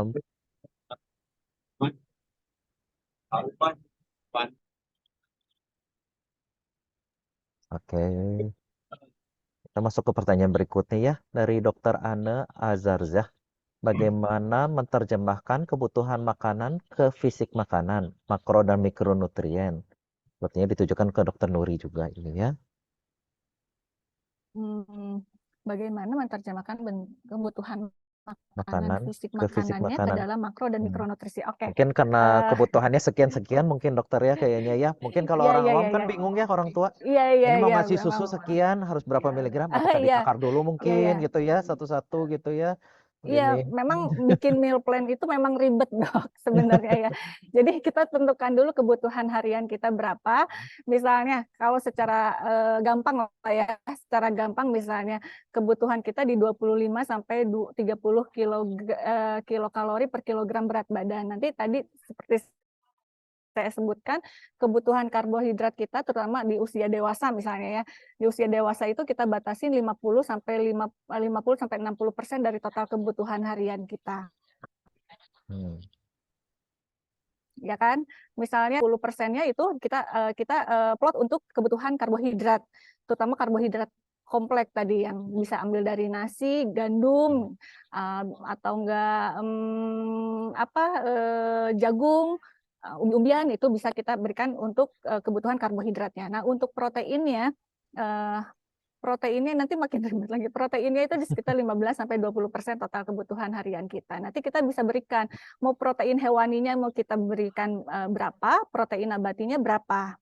Nah, dari total kebutuhan protein tadi. Terus untuk lemak kita berikan 20 sampai 25% dari total kebutuhan. Nanti terutama tadi kita berikan lemak untuk lemak yang esensial untuk kebutuhan penyerapan dari vitamin yang larut dalam lemaknya. Kita mau berikan apa? Nah, untuk fisik makanannya pun misalnya kita beda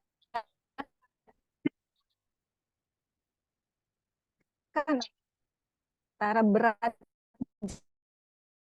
jenis makanan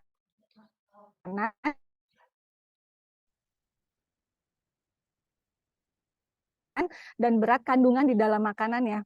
Misalnya tadi telur itu dia gram berkandungan di berat makanan dan berat kandungan misalnya tadi nanya itu dibedakan lagi. Itu detail banget dok, memang ribet. Kita kalau mau gampang bisa dokter-dokter Google kan banyak daftar bahan makanan kita. Di situ ada ukuran rumah tangganya, kemudian ada apanya ya, ada ukuran rumah tangga dan ada ukuran gram untuk beratnya.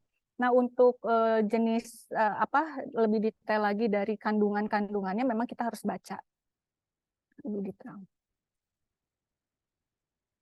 Baik, terima kasih. Memang kalau untuk masalah nutrisi rumit ya dokter ya, gitu ya. Karena memang mungkin kalau diterjemahkan bagaimana ya pengaplikasiannya dalam menu sehari-harinya itu ya kayaknya Ternyata ya. ya. Kan kalau orang tua, aduh bingung lah gitu ya untuk sehari-hari aja. Mungkin mikirin untuk mau masak apa hari ini aja pusing, ini ditambah dengan hal-hal yang lain ya gitu ya. Tapi yang memang harus Yang diperhatikan. penting enak ya dok ya. Betul dokter. Gitu.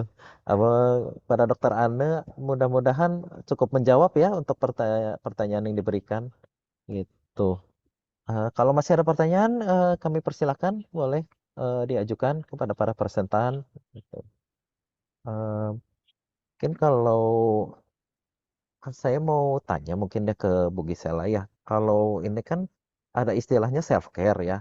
Sebenarnya yang membedakan dengan self care, ya mungkin beda ya sebenarnya mungkin dari terjemahannya aja self care sama self love gitu ya mungkin ya. Tapi sebenarnya apakah memang ada perbedaannya gitu untuk self care sama self love-nya gitu atau memang dalam kasusnya ini gitu ya? Atau memang sebenarnya itu istilah yang sama gitu. Memang kita harus mencintai diri sendiri gitu ya gitu kan. Tapi kan memang ternyata ada dua istilah yang berbeda kan ya. Ada self care, ada mungkin self love-nya gitu. Oke, sebenarnya self care sama self love itu dua hal yang berbeda dok. Jadi kalau self love itu lebih kayak mengapresiasi diri sendiri gitu. Misalnya kayak saya sekarang kayak, oh saya udah bawain webinar nih, terus saya apresiasinya kayak gimana. Misalnya kayak dengan minum kopi atau kayak melakukan hal-hal yang saya suka. Jadi lebih ke apresiasi sih. Tapi kalau self care itu lebih ke merawat diri. Jadi misalnya setelah webinar ini saya mau apa ya gitu, saya butuh apa gitu, oh saya misalnya butuh jalan kaki nih gitu untuk kayak rilis energi atau apa gitu. Oh, iya. Jadi bedanya lebih ke ini ya, lebih yang satu mungkin lebih ke perasaan, yang satu lebih ke praktek mungkin ya gitu ya, Bu Gisel ya. Iya betul dok. Sebenarnya kalau caregiver yang memang diperlukan gitu untuk mendapatkan dari segi kan selain keluarga mungkin orang tua, kakek nenek atau suami gitu ya. Sebenarnya caregiver mana lagi gitu yang memang perlu untuk melakukan pendekatan gitu secara psikologis kepada pada penderita talasemi gitu di luar lingkungan keluarga mungkin gitu.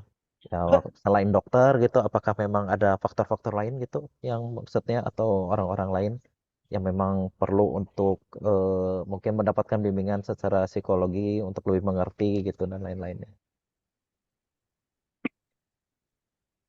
Sebenarnya orang terdekat anak dulu sih dok. Misalnya kayak anak sehari-hari diasuh oleh siapa gitu. Misalnya diasuh oleh kakek nenek kah, oleh om tante, atau oleh orang tua gitu. Jadi ketika kita memberikan edukasi kepada caregiver atau orang yang terdekat dengan anak, setelah itu baru nih ke lingkungan yang lebih besar. Misalnya diasuh oleh kakek nenek gitu ya. Justru kakek nenek yang bisa memberikan nih misalnya edukasi misalnya ke orang tuanya gitu. Nanti kalau misalnya udah anak mulai sekolah, nah dari sekolah juga bisa diberikan edukasi kalau misalnya anaknya butuh untuk transfusi darah setiap misalnya 2 minggu sekali seperti itu. Jadi untuk edukasi itu bentuknya kayak misalnya kayak snowball gitu dok. Jadi kita kasih edukasi ke satu orang, nanti orang lain memberikan edukasi selanjutnya seperti itu. Kalau misalnya kan kalau biasanya kalau penderita talasemi kan udah dari usia kecil nih ketahuan. Kadang-kadang mungkin dari usia yang mungkin dia belum sekolah lain-lain. Sebenarnya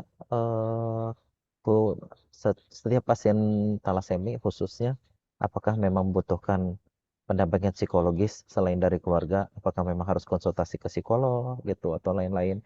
Memang basicnya itu suatu yang memang sebaiknya dilakukan atau tidak untuk oleh orang tua gitu. Dan di usia berapa sebaiknya memang dia udah mulai konsultasi mungkin.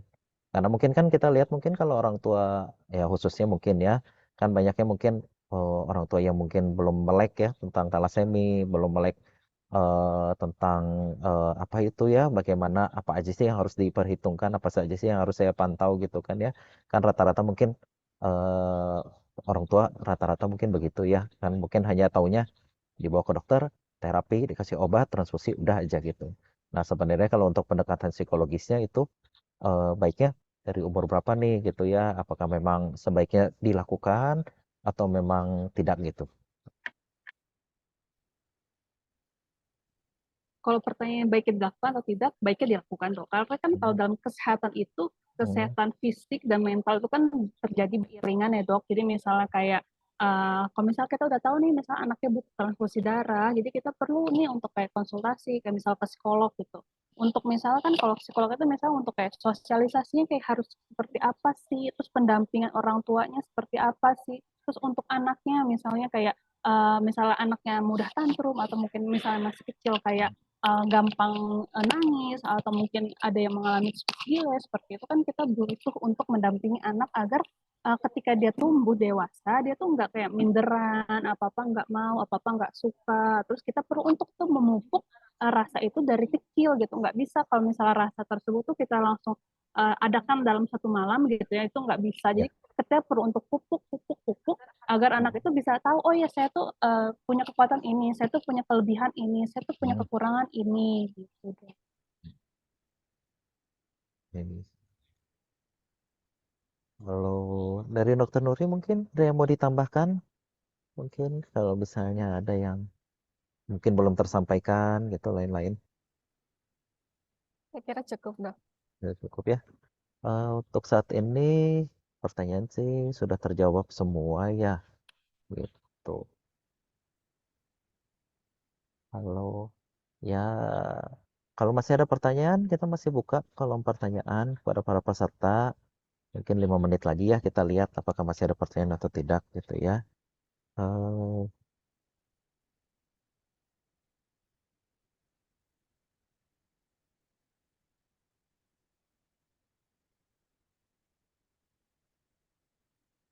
Kalau untuk Dokter Nuri, sebenarnya kalau misalnya ini kan agak kompleks ya untuk nutrisi.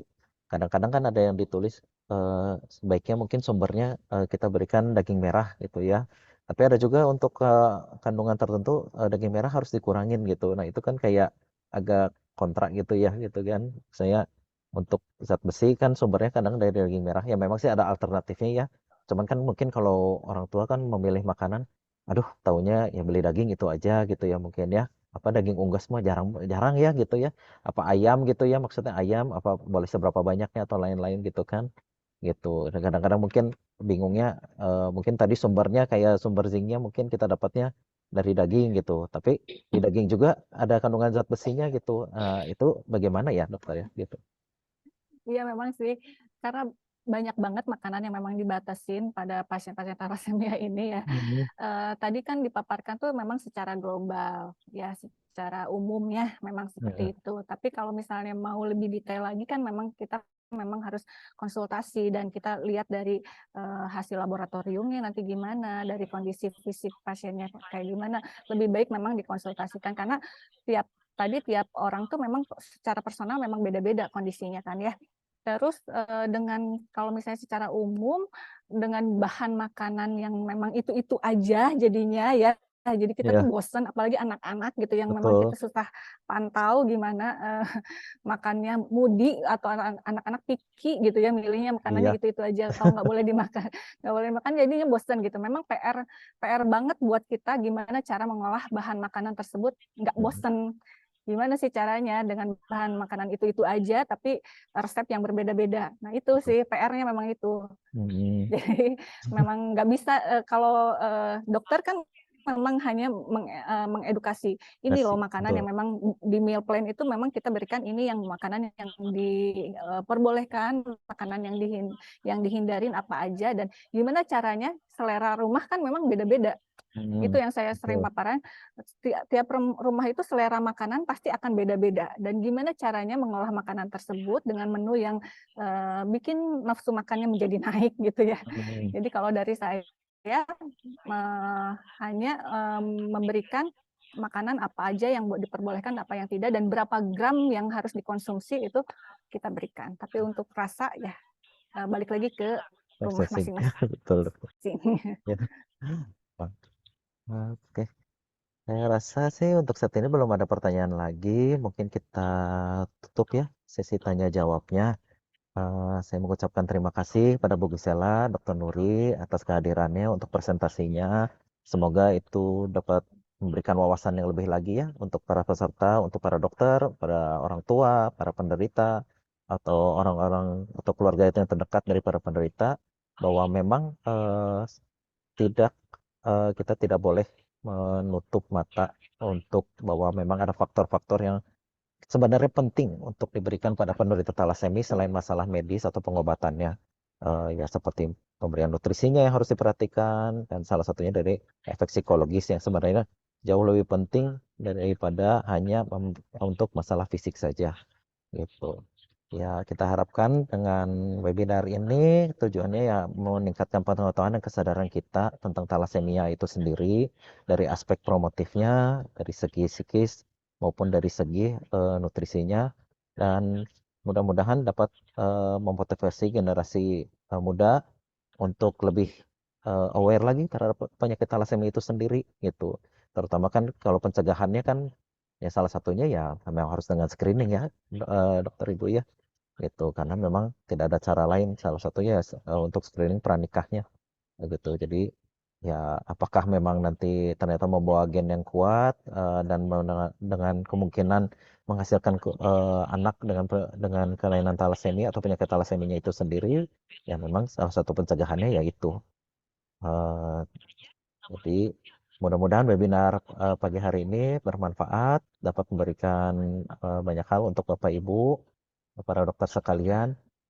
Dan untuk kan tadi ada beberapa pertanyaan dan seperti yang tadi kita sampaikan di awal presentasi hari ini bahwa kita akan memilih 3 pertanyaan yang terbaik untuk nanti mendapatkan giveaway dari panitia. Gitu. Ya memang sih pertanyaannya ada berapa? Ya mungkin yang paling seru nanti penanya terbaiknya sih akan dihubungi di chat oleh pihak panitia. Nanti pihak panitia akan memilih sendiri nanti. Gitu. Jadi jangan di live dulu nanti ya. Jadi harap para peserta masih standby untuk nanti dihubungi oleh panitia. Gitu. Jadi jangan tutup link Zoom-nya ya. Terus untuk saat ini kita sampai di akhir sesi ya. Hah? Oh, nanti ya Pak Pendeta. Jadi kami yang memilih, nanti pihak panitia yang akan menghubungi secara pribadi untuk pihak penanya terbaik. Mungkin kan kebetulan kita ada 3 di sini ya, jadi mungkin masing-masing dari narasumber nanti memilih satu, saya memilih satu, nanti untuk penanya terbaiknya mungkin ya. Mungkin dari Bu Gisela dulu nanti mau memilih apa mungkin apakah mungkin Dokter Frederick atau siapa yang mau dipilih mungkin. Kalau saya dokter Fredrik aja deh. Ya. Soalnya cuma beliau doang yang nanyain Oh tentang gitu. patologis. Iya. Kalau dari Dokter Nuri mungkin yang tadi ada beberapa pertanyaan. Sebenarnya yang menarik memang tadi dokter Fredrik sih Mm-mm. yang nanya ya. Asik dapat 2 Cuman katanya. ini ya cuman kita pilih ya dok, Mm-mm. bentar. Siapa ya dok ya?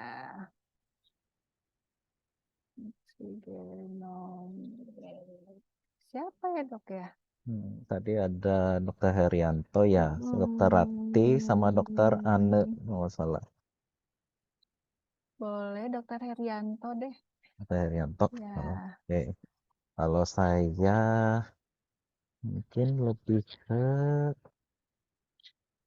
mungkin Dokter Ane ya, gitu.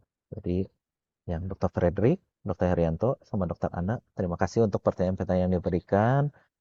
jangan leave chat dulu, nanti akan dihubungi oleh pihak panitia untuk giveaway-nya ya. Gitu. Jadi kita sampai di penghujung acara untuk webinar pagi hari ini, ya udah menjelang siang. Terima kasih untuk kehadiran para dokter, Bapak Ibu semuanya gitu. Mudah-mudahan benar-benar bermanfaat dengan tema yang hari ini di aspek promotif dari penyandang talasemi. Jangan lupa untuk nanti mengikuti juga webinar-webinar selanjutnya yang akan diadakan di 2 Sabtu ke depan ya, di tanggal 9 Maret dan di tanggal 16 Maret ya. Masih mengenai talasemi, jadi kami harapkan kehadiran para dokter, Bapak Ibu sekalian untuk dapat mengikuti acara webinar medis kesehatan ini. Dari mewakili pihak panitia, saya mengucapkan terima kasih untuk kehadiran semuanya. Terima kasih pada direksi yang sudah menyediakan untuk kelangsungan acara ini. Terima kasih untuk para panitia, untuk fasilitasnya, untuk persiapannya, sehingga ada acara berjalan baik dan lancar. Saya tutup acara hari ini. Mari kita tutup dalam doa dulu ya. Kita udah buka dalam doa, mari kita tutup juga acara hari ini dengan doa. Saya akan pimpin secara Kristiani. Mari kita berdoa. Bapa dalam surga, kami mengucap syukur untuk hari ini Engkau telah memberkati, Engkau telah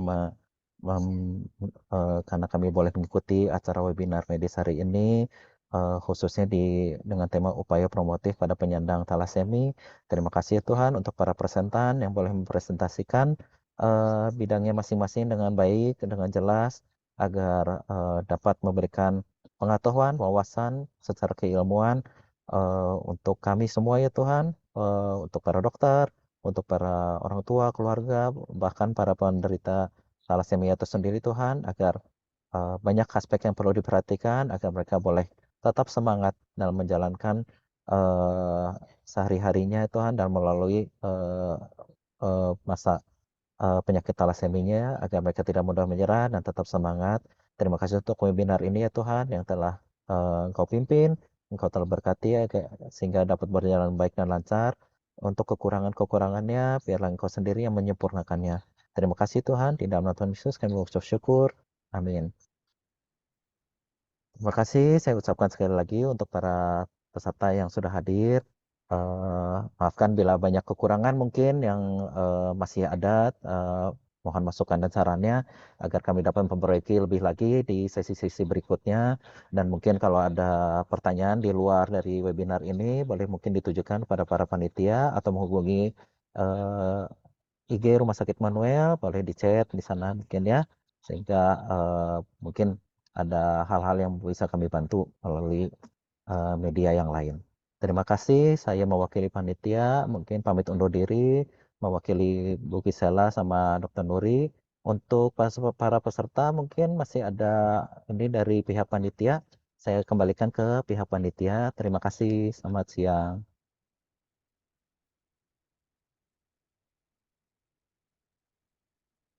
Mohon izin Bapak Ibu, kita akan foto bersama sebelum mengakhiri. Mohon kesediaannya untuk membuka kamera. Hari ini ada 3 layar, jadi kita akan foto bersama. Ya. Mohon izin saya ambil gambar di slide pertama. 1, 2, 3. Yang berikutnya, yang kedua.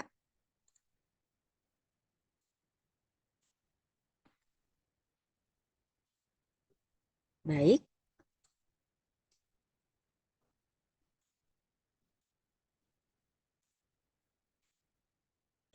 Berikutnya slide ketiga.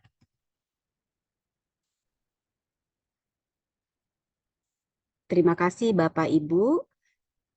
Selamat siang, selamat mengikuti lagi kegiatan masing-masing. Kiranya Tuhan memberkati, kiranya Tuhan menyertai kita senantiasa, dan berjumpa kembali di webinar minggu depan dengan tema masih seputar talasemia. Tuhan memberkati kita senantiasa. Amin.